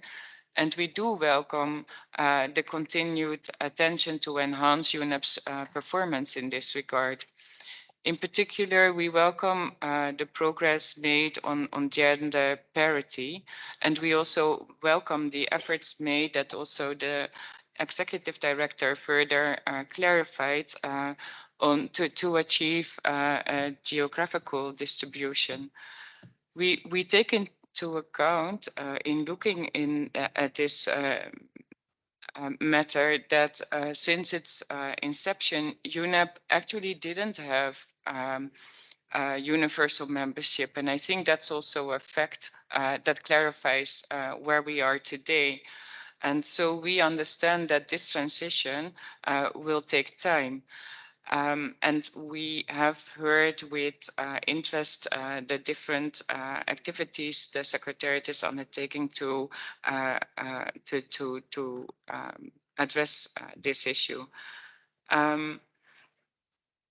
And we are also confident that this long-term project, as our colleague from Brazil indicated, will be addressed over time. And maybe we can all be confident looking at the period of time it took to achieve gender parity, which I think you have done a very good job. So maybe we should follow this issue with care, but at the same time, we might be also optimistic that you make progress in due time.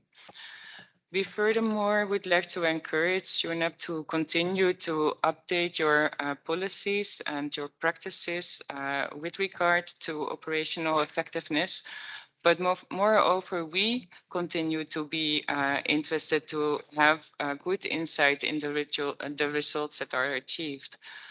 In particular, in those areas that have been identified as the main risks, and we welcome that you take a risk management approach, and to ensure a safe working environment in the organization and with others. We would therefore like to request the Secretariat to continue to update the CPR on a regular basis, and we can discuss when that is, on the ongoing work and the results achieved.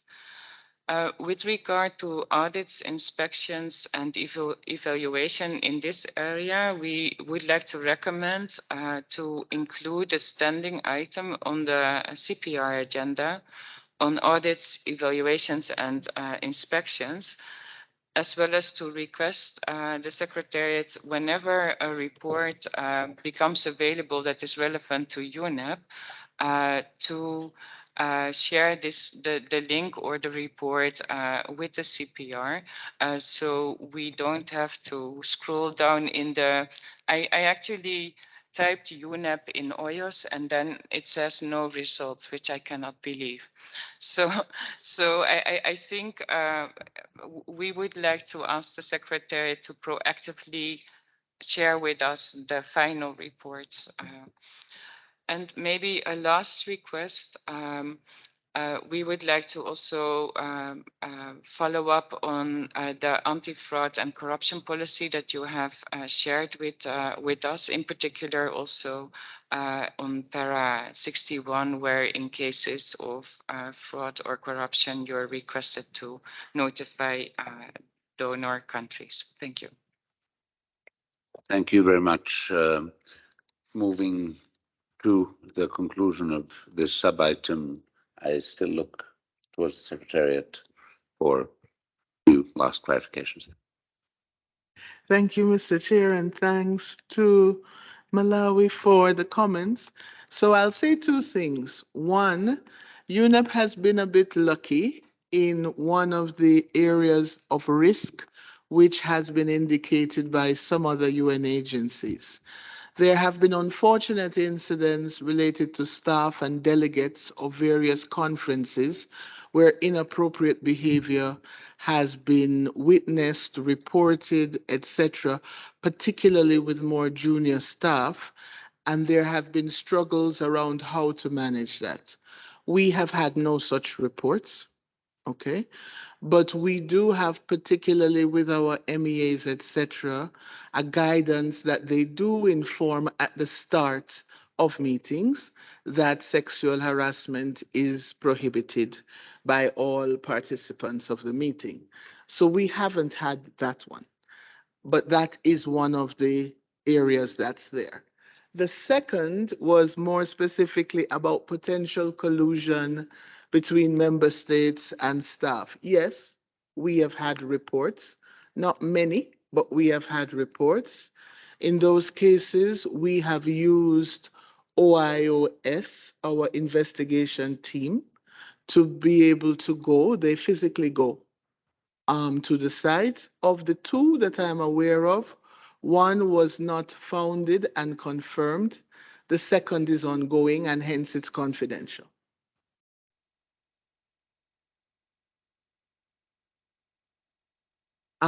And to the Netherlands, thank you very much for the comments and suggestions. That anti-fraud policy is new and we are working on that. We are training staff. Actually, as you probably heard Kathleen say, the first trainings we did were to the finance and budget category. We're now moving it to the program managers, but also we'll ensure the reporting requirements are met.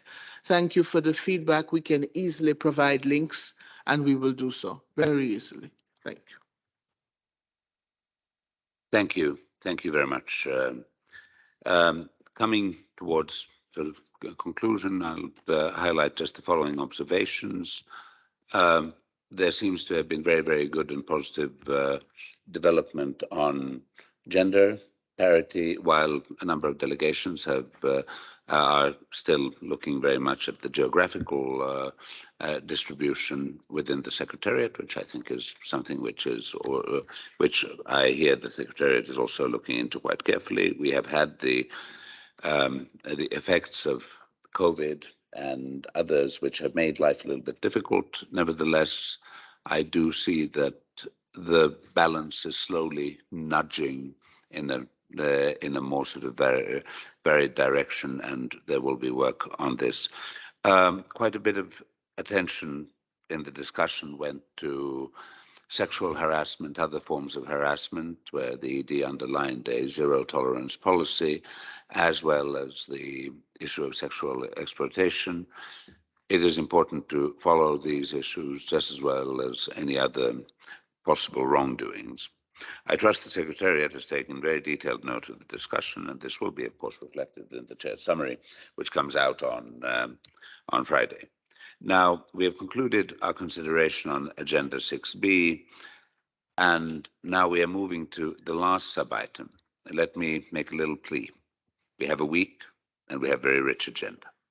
And while I know that we could talk for hours on every single subject, we need to try to make through get through the week so that we have covered at least appropriately everything. And there are also informal channels of asking questions from the Secretariat and so on. So I would now, so please, I would ask to use that economy of words in getting messages through from here to 1:15. Okay. And then we would now move to discussing the evaluation office and the presentation of the United Nations Evaluation Program. And I have the pleasure of giving the floor to Mr. Michael Spilsbury, who I think is right there joining us. So let's give him the chance of finding a seat. Good.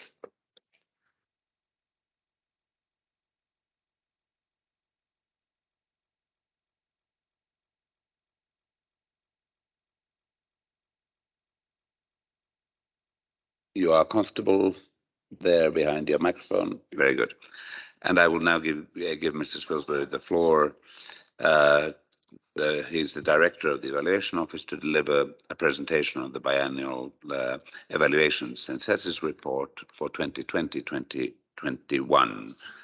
Mr. Spilsbury, you have the floor.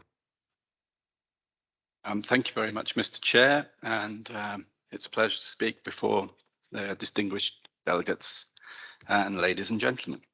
I'm going to give a quick overview of the biennial synthesis report, also noting that the findings were briefly presented on the 14th of July as part of the programme performance report. A quick reminder that the Evaluation Office adheres to the UNEC norms and standards for evaluation.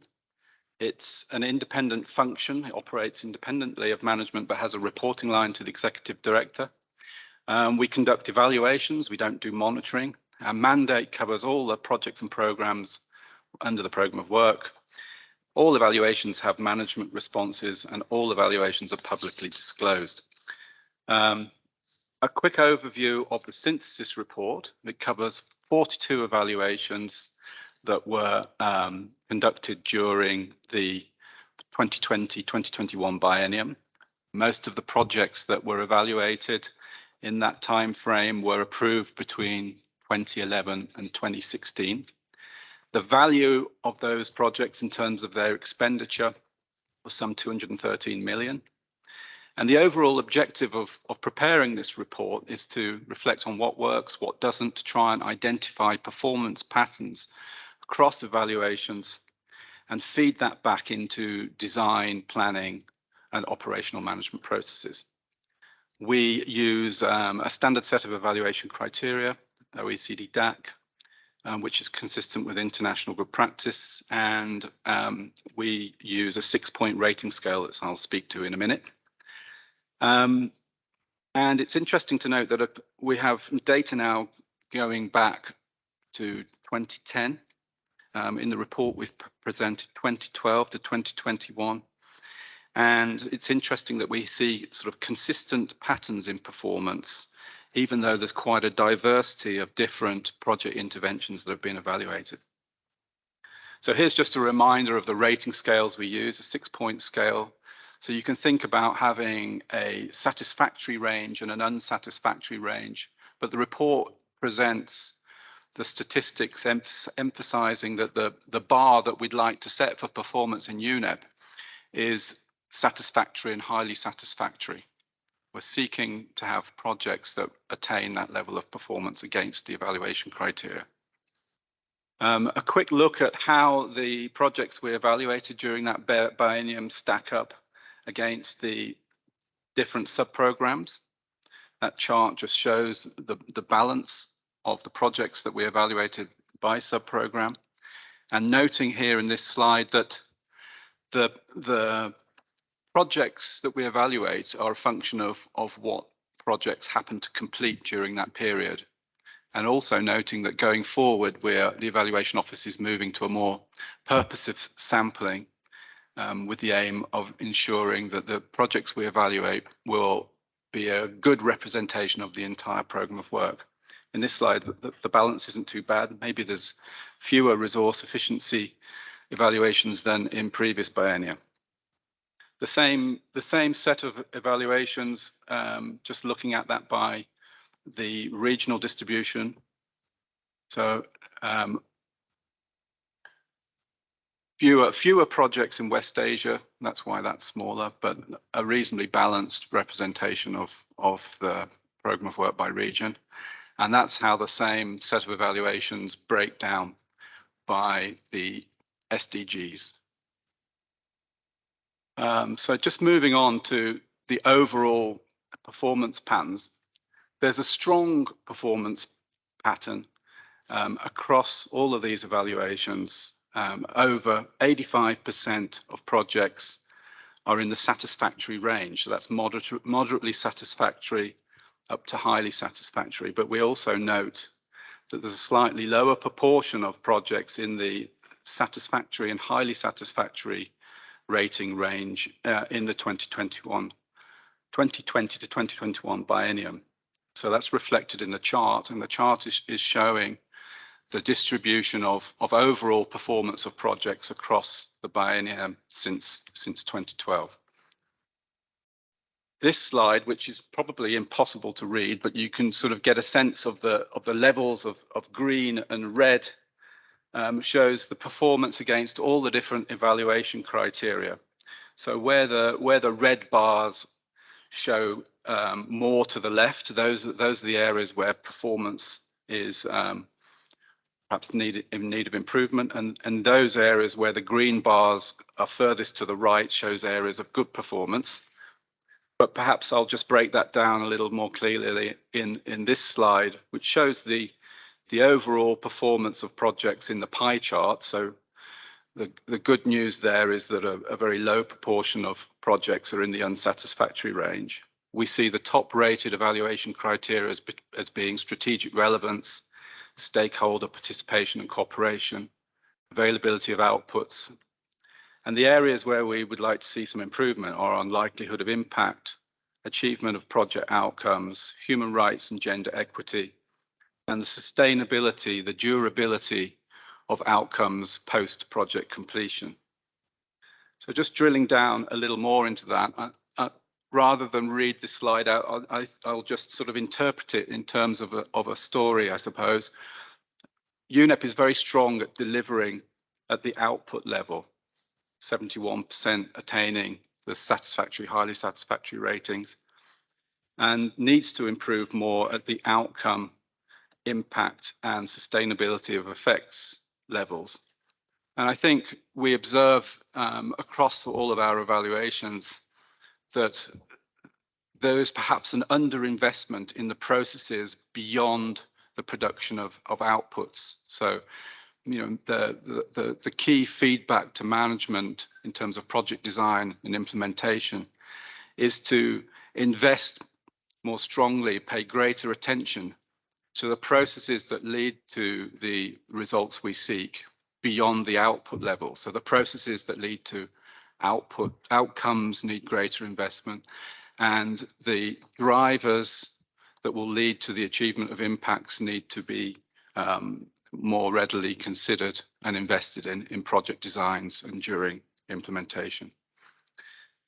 That's summarizing very many pages in the report, but I know we're pressed for time, so I'm going to move along and move on to the recommendation compliance data. This chart is showing the completion of management responses, essentially. The big graph showing the 2020-21 biennium and the graph below the previous biennium. There's been an improvement in the completion of management responses, but it still isn't as timely as it should be, and it has yet to reach 100%, which is kind of the target that UNEP expects. Moving on to the actual compliance with recommendations, not just the production of a management response. This chart shows the compliance levels, with the solid block being the 2018-19 biennium, and the hashed block being 2020-21, showing an overall improvement in the compliance of projects with evaluation recommendations.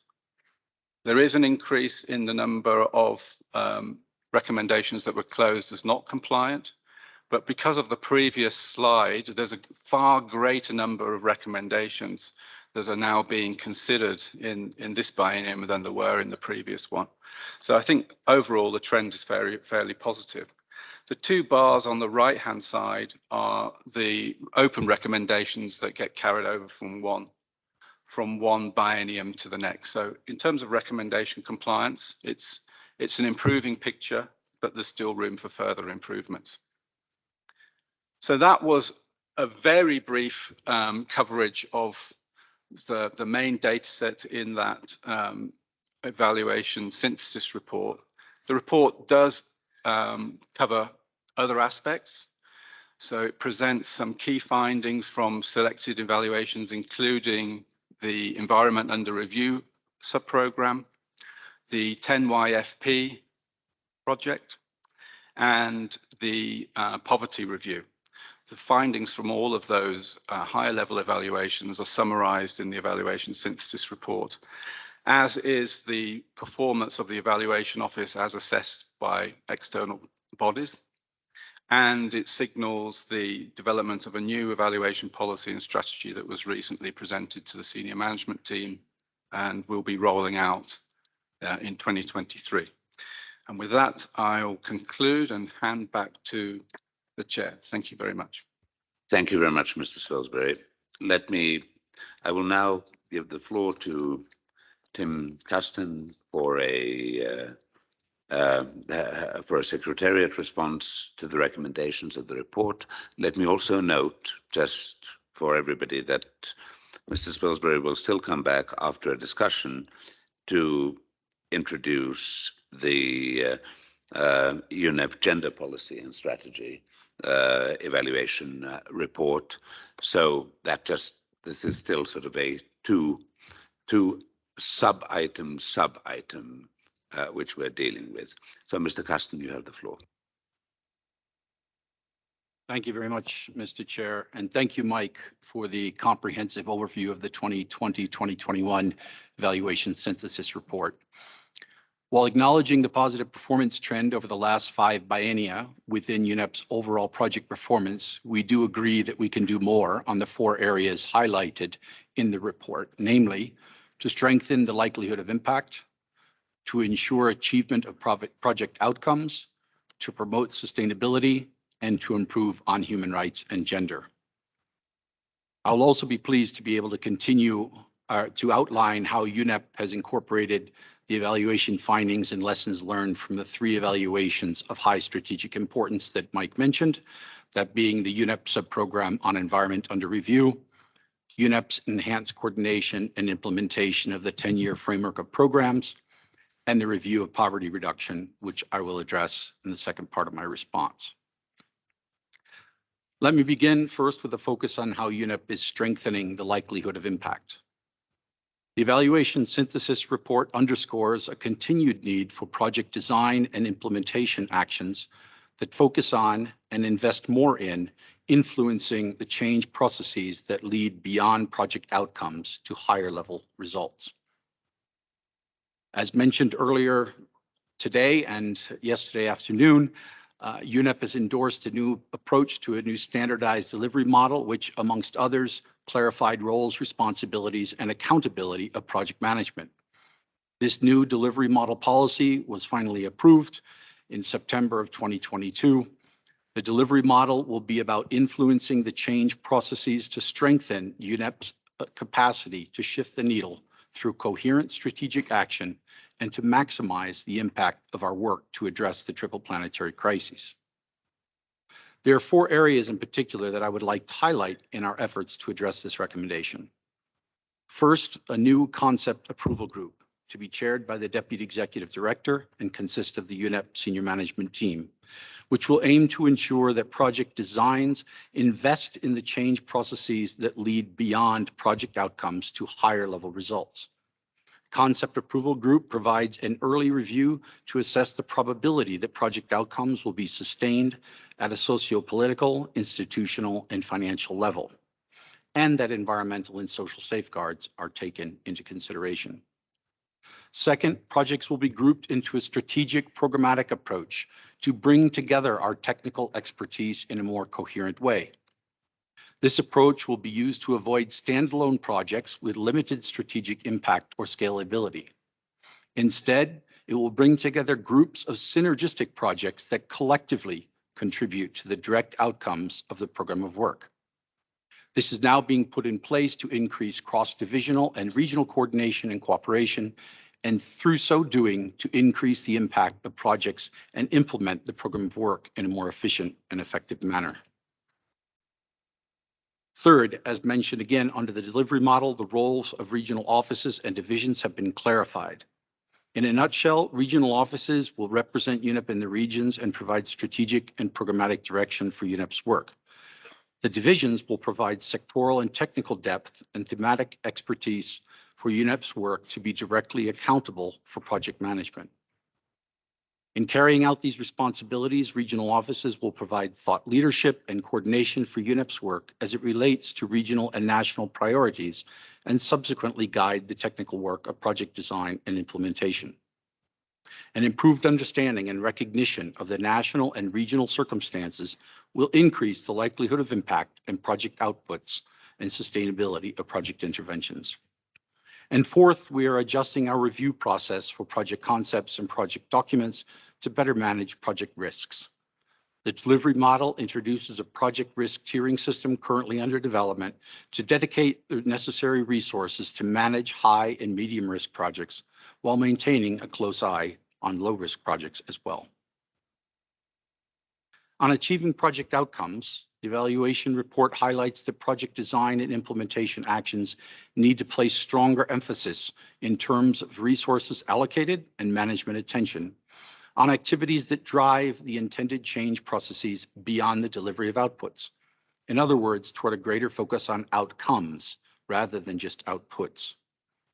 In addition to the four relevant areas I mentioned already, to further address this issue of impact, UNEP is working to ensure enhanced senior management oversight of project performance by rolling out quarterly business reviews to give a health check on all projects across UNEP, as well as to provide dedicated reports to each division and office.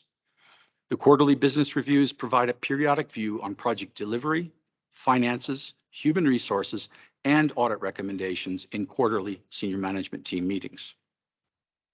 UNEP is also transitioning to an integrated planning, management, and reporting solution. This is also known as IPMR and part of Umoja, that will help project managers and directors to focus on results-based management by establishing clear linkages between resources and results frameworks and improving day-to-day management of projects.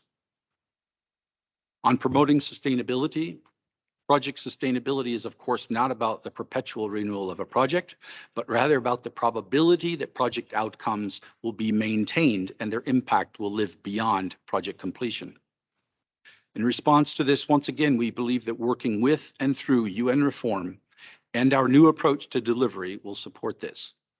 In the first instance, enhanced regional office engagement and country team participation will help to ensure that UNEP works toward directly meeting country demand. In doing so, we hope to increasingly get the environmental component of sustainable development integrated into the UN Sustainable Development Cooperation Framework. As noted on Monday under Agenda Item 3, the Cooperation Framework is a negotiated document between the UN and the government. In other words, designed to meet and respond to the national priorities as presented by the government. The closer we can align ourselves to the Cooperation Framework, we believe we will have more traction and uptake of our work, as they will be directly responsive to the needs and requests of a solid UN and nationally agreed plan. Additionally, our project design and planning documents under our new delivery model should be more strategic and aligned to impacts. Finally, UNEP will also put more effort into program and project exit strategies and on creating the conditions that help to sustain direct outcomes in both project design processes and during project implementation. Strategies that enhance country ownership can also help ensure the the continuance of project outcomes. On human rights and gender equality, UNEP is fully committed to apply a human rights-based approach and upscaling measures to promote and improve mainstreaming of gender equality and women's empowerment in the organization's strategies, programs, and core business processes that will, amongst others, promote diversity and inclusivity, showcase measurable results, and foster positive change. UNEP will work to fully implement Environment Assembly Resolution 417 on promoting gender equality and human rights and the empowerment of women and girls in environmental governance. We'll hear more about the gender policy and strategy and UNEP's work here in the next evaluation and our response. We also understand that a human rights-based approach and gender equality are areas that UNEP needs to enhance. Hence, we will explore how we can ensure that the design, implementation, and monitoring of projects have effectively applied a human rights-based approach and adhered to the UNEP gender policy to ensure that UNEP interventions reach the most marginalized segments of the population. Finally, on this issue, we continue to work on 8 environmental and social safeguard issues and their risks identified through the safeguard risk identification process. Noting that all UNEP projects are screened to ensure no one is left behind and to incorporate human rights, gender equality, and women's empowerment, as well that the sustainability, resilience, and accountability principles are all taken into account in recommendations provided to project managers. Mr. Chair, let me just respond now quickly to the evaluation findings on the 3 strategic evaluations. On the first one, on the environment under review, we welcome the conclusions and recommendations of this synthesis report. After this week's meeting and following last week's GEO7 scoping meeting, the UNEP Science Division will develop an implementation plan for the 6 recommendations outlined in the report. Coinciding with the end of the evaluation period, the Environment Under Review subprogram has enjoyed some success in reflecting its cross-cutting work better in UNEP planning documents and increasing the synergies and institutional alignment with other divisions. This responds to conclusion number 3 and recommendation number 5, notably that the triple planetary crises identified in Making Peace with Nature, a scientific blueprint to tackle the climate, biodiversity, and pollution emergencies, synthesis report provides important context for the UNEP's 2022 to 2025 medium-term strategy, which identifies the climate, biodiversity, and pollution as the pillars of coordinated interdisciplinary interventions. UNEP's flagship assessment, the GEO, Global Environmental Outlook, has adopted an innovative, user-centric approach in the 7th assessment process. Rather than continuing to document declining environmental indicators across ecosystems, GEO7 is taking a solutions focus and will map out specific solution pathways needed to phase out 80% of fossil fuels by 2050, to reduce the environmental impact of the food systems by 2/3 by 2050, and create near zero waste for fully circular economy by 2050. Another important innovation is that UNEP's experts in food, energy, to biodiversity and circularity will play an important role in the assessment process, which will undoubtedly increase the coordination and use of GEO7 within UNEP and influence of this flagship on subsequent UNEP planning processes. This is addressing recommendations 4, 5, and 6 of the evaluation. Further, regarding recommendation number 4, regarding capacity building, almost all initiatives contributing to the Environment Under Review subprogram include activities to strengthen capacity of stakeholders to collect, analyze, and use environmental data and assessments. In a new initiative to systematize these efforts, an assessment is being undertaken to produce a capacity development benchmarking report that will identify gaps and make recommendations for a UNEP-wide strategy on capacity development. And finally, with respect to recommendation number 2 on ensuring the coherence of assessments across UNEP and supporting UNEP senior managers in setting the organization's agenda according to the findings of the data and assessments, UNEP hosts the Ad Hoc Global Assessment Dialogue, an informal process that brings together the heads of secretariats and the co-chairs of major global environmental assessments to exchange and share best practices. This experience is shared with other parts of UNEP, such as the process to establish a science policy panel for sound management of chemicals and waste. On UNEP's enhanced coordination and implementation of the 10-year framework of programs on sustainable consumption and production, I'm pleased to inform that on 19 October, the board of the 10YFP, with participation of member states and stakeholders, approved a new global strategy for sustainable consumption, aligned with UNEP's medium-term strategy. The global strategy is a strong, inclusive, and ambitious strategy to be implemented through 2030 and focused on 4 global priorities which respond directly to lessons learned. Each global priority in the new strategy responds to several recommendations of the evaluation. These 4 are: first, to further position sustainable consumption and production as an essential requirement and means to achieve the global commitments for sustainable development, climate, biodiversity, and pollution. Second, to enable changes through circularity, transformative, multi-stakeholder, and public-private partnerships, tools, and solutions across high-impact sectors. Third, to empower countries, and particularly developing countries and stakeholders, to mainstream and implement sustainable consumption and production patterns, leveraging the UN Development System. And fourth, to foster a global movement and commitments for action by growing and amplifying the LIFE campaign for sustainable consumption and production, based on a coherent, science-based narrative to change how we think about, act on, and talk about consumption and production.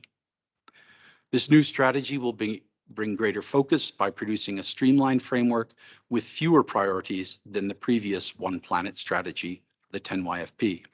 In addition to addressing the interconnected efforts to promote sustainable consumption and production in the context of climate, biodiversity, and pollution. The new strategy also has greater country-level connection and global communication and advocacy efforts, which are mentioned several times in the evaluation. Combined with a more focused strategy in response to lessons learned, we have opted for a realistic and pragmatic biennial resource mobilization framework and implementation plan, which has not previously been submitted as such to donors and stakeholders. The framework responds to the need to refocus the Secretariat on what we can do best and a clear resource mobilization plan for core budget anchored in specific targets and indicators, a significant departure from the multi-partner trust fund approach. We've also established clear connection to country efforts anchored in the UN system in a more targeted and demonstrative way. This responds to the evaluation's call for a more country-focused approach that needs to be designed and funded. Building strategic partnerships with regional bodies and UN agencies with country presence and mainstreaming sustainable consumption and production on existing mechanisms, processes, and initiatives at the country level should be crucial elements in these efforts. And responding to the findings from the review on poverty, I'm pleased to inform the following actions that have been taken and are underway to strengthen UNEP's capacity to review poverty at a higher level. First, our new medium-term strategy seeks to deliver a transformative change for people and nature by addressing the root causes of the 3 planetary crises of climate change, nature, and chemicals and pollution, such as poverty and inequality. As we cannot do this alone, our strategy is geared toward building a United Nations system that is stronger, more coordinated, and mutually supportive of environmental action, aiming to ensure that no one is left behind. Therefore, a people-oriented approach and social development perspective has been integrated in each of the strategic pillars of the program of work. UNEP has also made significant progress in bringing in a livelihood component as part of environmental sustainability. Poverty Environment Action, the Economics of Ecosystems and Biodiversity Initiative, and the Partnership for Action on Green Economy are good examples that apply a poverty environment methodology and demonstrate this nexus. This effort will be continued through the programmatic approach, which will set the tone and ambition of UNEP in terms of how it plans to address poverty reduction and social development through delivery. Through the safeguards-related support, we have been guiding UNEP projects to consider absolute and relative poverty and economic externalities by advising project managers to identify and prioritize the most marginalized and vulnerable groups in the project context and weigh long-term sustainability versus short-term economic gains. UNEP's environmental and social safeguards framework includes comprehensive guiding principles that pay particular attention to vulnerable and marginalized groups. However, further work will still need to be done to operationalize this framework. In addition, and over time, tools such as the IPMR, which I've already mentioned, will help UNEP to understand financial flows going to the poverty-related SDGs. All this information will help make UNEP more evidence-based decisions on where and how to strengthen its work on social development and in programming. We're also in the process of recruiting a poverty reduction social development consultant to support the implementation of actions agreed by UNEP to address the poverty review recommendations.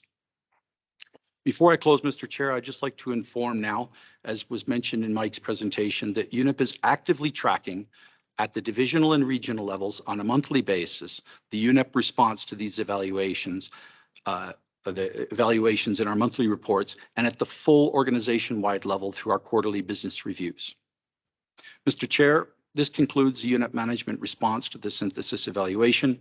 I would just like to reiterate how much we appreciate these evaluations. Far from being seen as a critique of our work, we take them as positive and independent evaluations that help clarify what we may see as lessons learned and strengthen our ability to improve.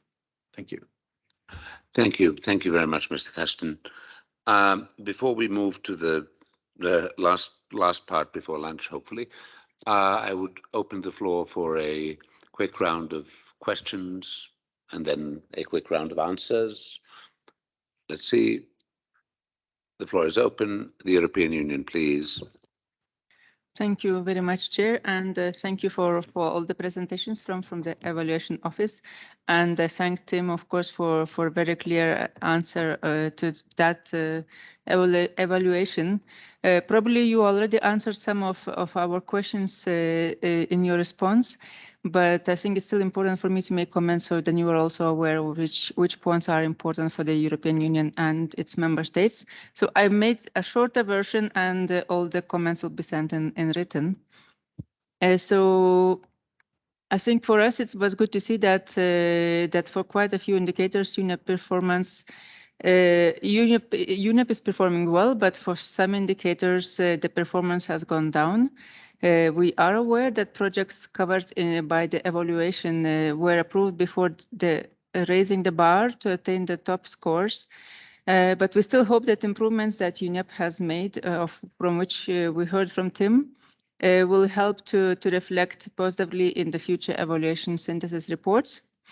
And we would like to know if UNEP is confident that Umoja will have positive impacts on this aspect of project management, and are there any other measures necessary to improve on this area? And if yes, which measures could be taken in addition?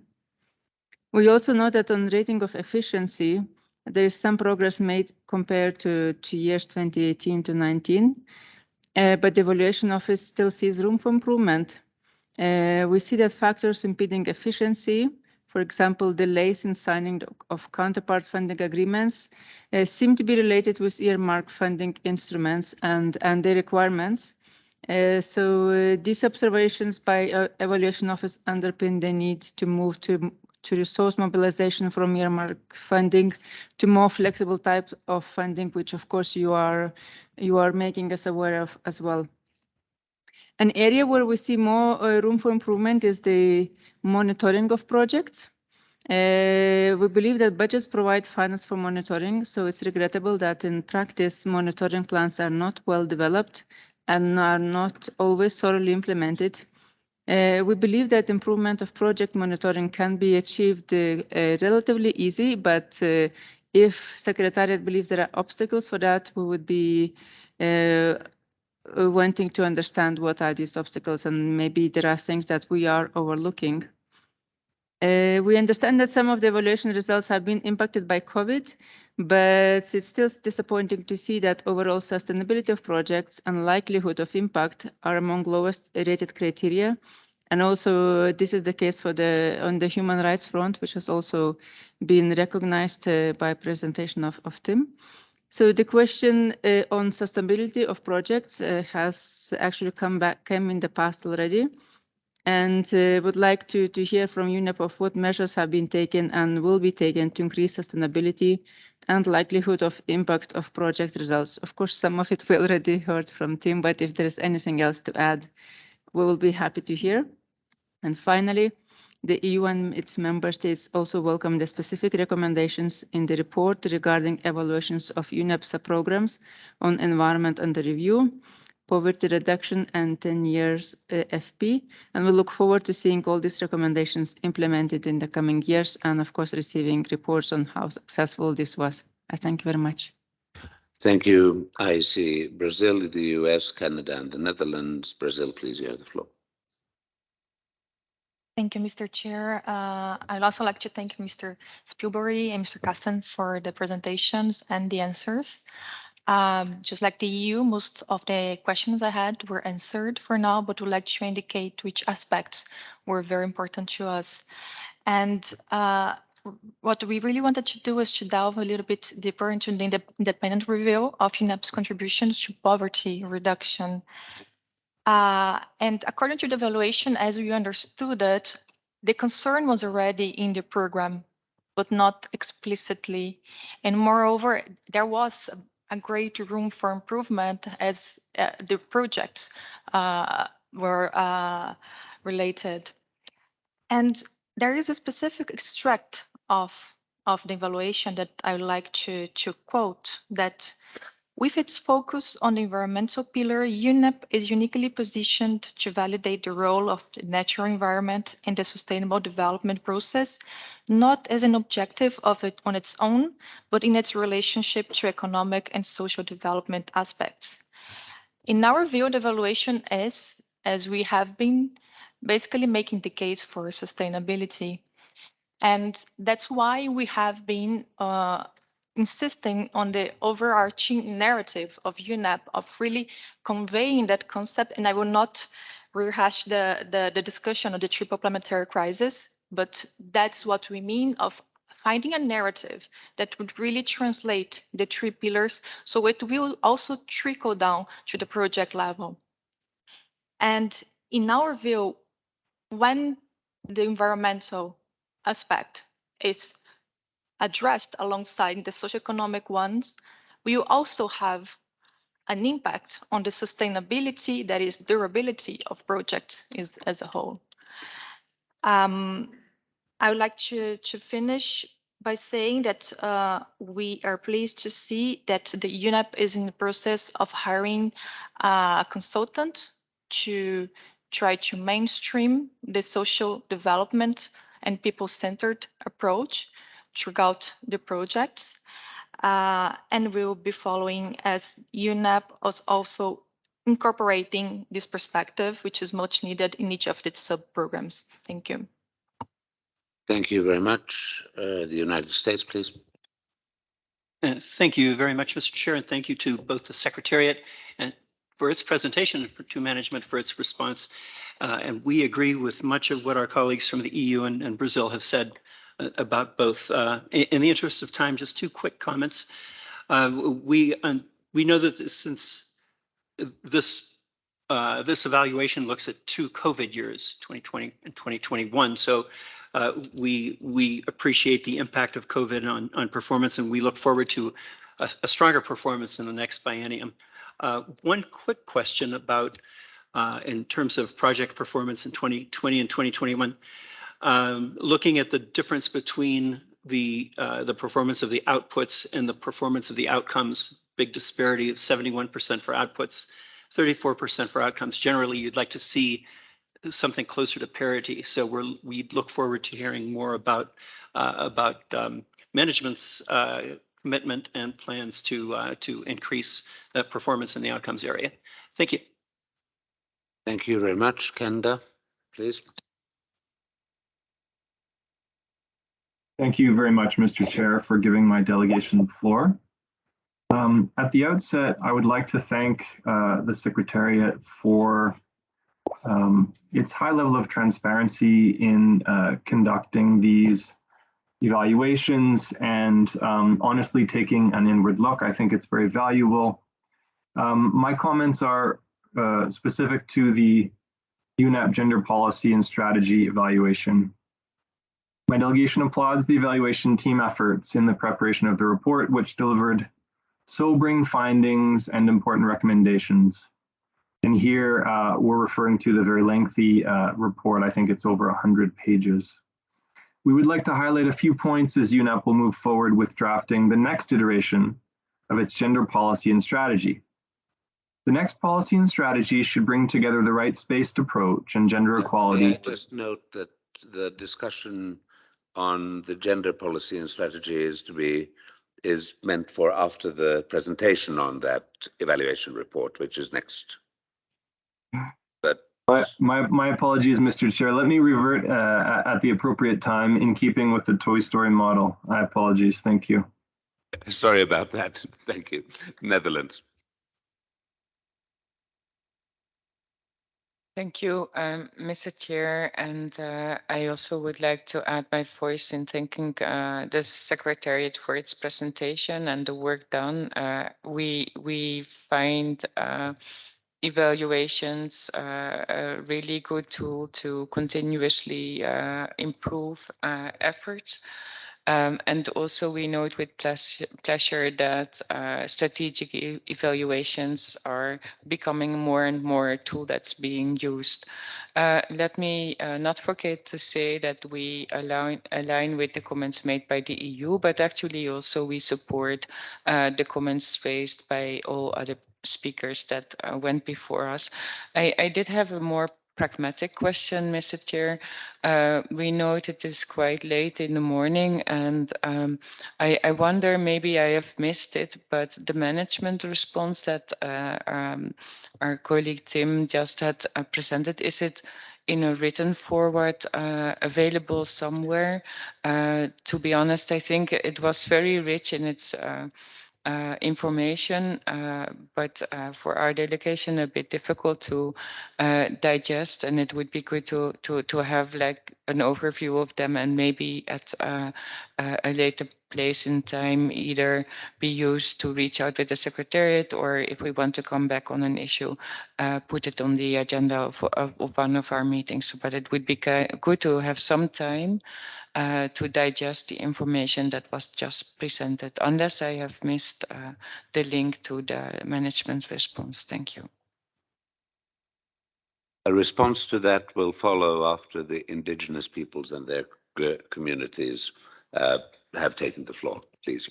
Thank you very much. And the presentation from the evaluation team is like music to the ears, because it mentioned things in environmental governance, which is so important for us as local community groups, having a voice in decision making. You know, reports like from the IPBES has said that our contributions to nature, our lands, our territories are the best kept conservation areas. So we have solutions. We have opportunities to engage with parties, with government at the international level, so that we can have a say in the future dimensions of our environmental governance. Thank you very much. Thank you. Thank you very much. I have one more online request, but can I ask you for just future reference, put your country and affiliation first and your name second, and don't just put your name, because we may be doing a little bit more. Norway. Okay, please. Thank you.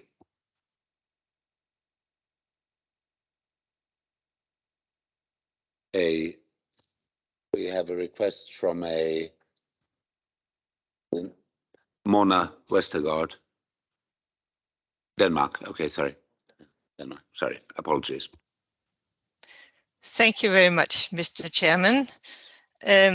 I would like to thank Tim Carsten very much for the report, and specifically like to refer to the issue of the adoption of the new 10YFP Global Strategy for Sustainable Consumption and Production.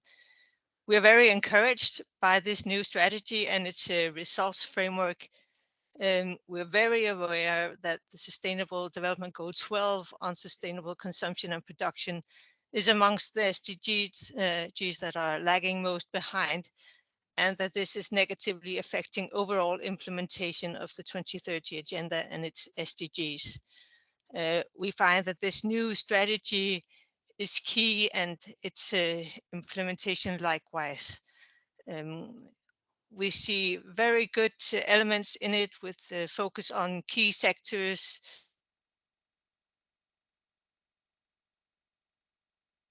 the ground with other UN agencies, very promising, and we look forward to following the implementation, and we're considering how we can contribute in this regard. And we hope that many countries will join us in supporting this work on this very important topic. Thank you, Mr. Chairman. Thank you. Thank you very much. And now I will give the floor back to first the evaluee and then the evaluator. So, Tim, please. Thank you, Mr. Chair, and for allowing me to go first. I'd like to respond as much as possible to questions raised, and I appreciate that you mentioned that their questions would also be provided to us later. The first question about whether we are confident that Umoja and the IPMR system will help. Just like to say a couple of words first about what this IPMR thing is, which is the Integrated Planning, Management and Reporting Solution. This solution realizes that Umoja's potential to manage the substantive and programmatic activities in addition to the administrative processes it already supports. By integrating the Umoja modules such as strategic management, budget formulation, and project systems, the IPMR solution offers a holistic end-to-end solution to manage the life cycle of UN programs and projects. It enables clear linkages between resources and results frameworks, both strategically to communicate programmatic results and at a granular level to help managers better manage day-to-day operations. Now, let me be more direct to answer your question. That's a little bit about what it does. Now, do we believe it will help? Yes, we do. It is going to take a little time. The UNEP team, in collaboration with our UN Habitat colleagues here as well, worked quite strongly over the last year and a half with the Umoja IPMR team in New York to ensure that IPMR can provide us, UNEP as well, with the results we need coming out of IPMR to make it a good management tool for us. I really congratulate my colleagues in UNEP and for UN Habitat for working to get a UN secretariat-wide system really geared to enable us to do our work. So we're yet to see all the fruits of this. We are hopeful. There are some modules and dashboards that are still under development and will take a little bit more time, but our team is working hand in hand with IPMR. We had a delegation from IPMR, from the Umoja team from New York here just 10 days ago that we worked through whole training with them for all of our colleagues here, but also for us to give them feedback on what else we think needs to be done. So we're working on it. We hope that it will provide us with what we need, but we're very happy to see that at the secretariat level, they're open to this. There are, as noted by Mike and as raised by you as well, there are some efficiency standards which we are hoping to increase on. We do hope that the use of flexible funding will speed up some of the administrative transactions that are needed to release funding. But as those funds are still very new and just getting underway, we'll have to make sure that that is in fact a reality. As noted, I think I did respond already in my presentation to some of the issues raised. What else can be done on the likelihood of impact and sustainability? As I mentioned, we have several things coming up online and under development, and these are all part of a broader delivery model package, which we will look at through an evaluation as soon as we have enough data to from the implementation of these new processes to help us along. in response to Brazil on developing a narrative on poverty and its relationships to the process of sustainable development. Indeed, the consultant that we are hiring, which is a specialist in poverty, we do hope that will be able to give us very good advice on how we can do this more. They will support our efforts in implementing the recommendations stemming from the independent review of UNEP's contributions to poverty reduction, including to further strengthen the incorporation of a people-oriented approach and social development and leaving no one behind. In developing internal discourse on poverty and its relationships to the process of sustainable development, including a conceptual framework regarding the poverty-environment nexus and the interdependencies between social and environmental aspects of sustainable development, consistent with UNEP's approach to the relationship between economic, environmental impacts as embodied in the concept of an inclusive green economy. We very much thank you for the rest of your comments on this as well, and we look forward to providing more information on that as we can get our specialist on board and we get these things underway. Statements from the United States, perhaps my colleague Mike would like to respond to those as well, but let me mention specifically how we expect to increase performance. As mentioned, our quarterly business review is relatively new. It started last year. And what this means is that on a quarterly basis in the senior management team, we present a comprehensive report organization-wide, as well as division by division, region by region reports on an overview of various parameters, but most importantly on project implementation and performance. So rather than having to maybe act, or if I can say a passive way previously where our directors had to go into a system and find out how each project was doing, we are now providing those reports in an active way to each director so they can see on a monthly basis how every single project is being managed. Are the resources being implemented? Are the activities being achieved? And is it on time? So through those reports, we have found a significant increase of project implementation management. We are closing projects better on time. And as Mike's statistics, I think, show, we are also responding better to evaluation recommendations and things since we've been implementing this quarterly business review. But we do believe the results we've seen already are very positive, and we will continue carrying out these quarterly business reviews through the next year. From the Netherlands, yes, happy to provide the written response on this to everyone. We will liaise with the Governance Affairs Office in this regard. Please recognize the evaluation came out not too long ago. And so we did our best to pull together our response, which we think is quite solid, but very happy to provide this to you in writing. And to the Indigenous peoples, thank you very much. To recognize that your voice is being heard, that we do want the voices of all to be involved in our projects management and implementation. And to Denmark, just to say thank you very much for the positive comments on this regard. We appreciate that what your comments recognize that we're building on many comments made by delegations yesterday as well, that we have a new approach that is developed by the Secretariat that feeds from the main lessons of this evaluation and is indeed a good case study to show the impact of evaluations.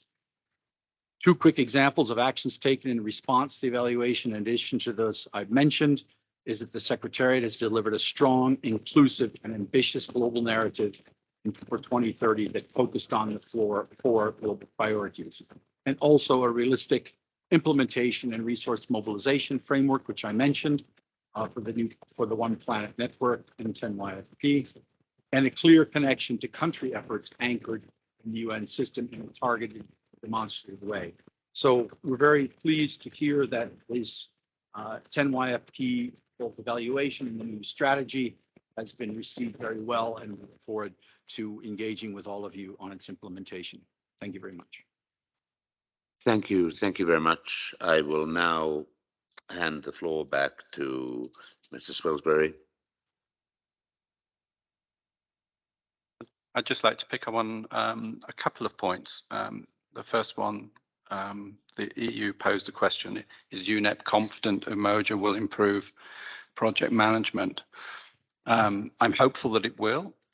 I'm sure that if Umoja improves our ability to be able to associate spending with the delivery of outputs, then evaluation of efficiency will improve dramatically. That's been a challenge for us. So we're looking forward to the day where IPMR can provide that kind of information so that we can better look at the expenditure of resources in relation to the production of outputs and outcomes. I'd just like to also pick up on the comment made by the United States in relation to COVID, and just noting that evaluation processes take 9 to 12 months, sometimes a little longer. So the projects we were evaluating in 2020-21 may well have reached completion either before or very early into the COVID pandemic. So we may not be seeing COVID effects in this particular report. So just to note that, we might or we might not see effects in the next synthesis report. Thank you. Thank you. Thank you very much. We have now hit 1300 hours. We would have one sub item still left. I'm also aware that we have a quite exciting side event at 1:15 to 1:30, and I realize after having done a bit of a sondage, there is no way that we will be able to finalize this agenda item in that way. At the same time, it's before 1:30, let's say. I feel a little bit guilty, regardless of the Toy Story method, and my office knows that I usually don't have very big pangs of guilt, but at this moment I do, on the fact that I cut our Canadian friend who is sitting at with a time difference. So I will break my pattern with saying that since he has obviously read the report, I will allow his comment so that he doesn't have to wake up at 3 a.m. on Friday morning to have to redo this comment. So please, Canada, your intervention will be allowed even before the presentation, as you certainly know what you're talking about. And after that, I will adjourn. Canada, please. Thank you very much, Mr. Chair. Your indulgence is very much appreciated. In fact, I'm pleased to report that I'm in Nairobi time zone. I just can't be with you for health reasons in the room. Okay, then you're back for. So I can make the intervention now, or I can make it at the appropriate moment. Then do it on Friday, I think. If you're in Nairobi time zone, and maybe you can even get back to get here until by Friday, so that would be great for all of us. So thank you, but wanted to give you that opportunity. Good. Okay. In that case, I was so hoping that we could not be stacking Friday too much, but of course I have a selfish reason, because I don't want you to discuss the chair's summary for too long. So I hope that what I already know is extremely successful gender strategy of UNEP will sort of give us a spirited but concise discussion on Friday. We shall now break and resume at 3 p.m. under the guidance of my Mexican colleague. This is, as said, part of our division of labor. But let me note that there is a quite exciting side event, and Portugal is behind that side event, with a documentary film called From the Devil's Breath. This is not about the chair of the CPR, I hope, and to be held in conference room 1 from about quarter of an hour from now. I would invite you all to attend this important side event, and Erasmo will welcome you back at 3 p.m. The meeting is adjourned.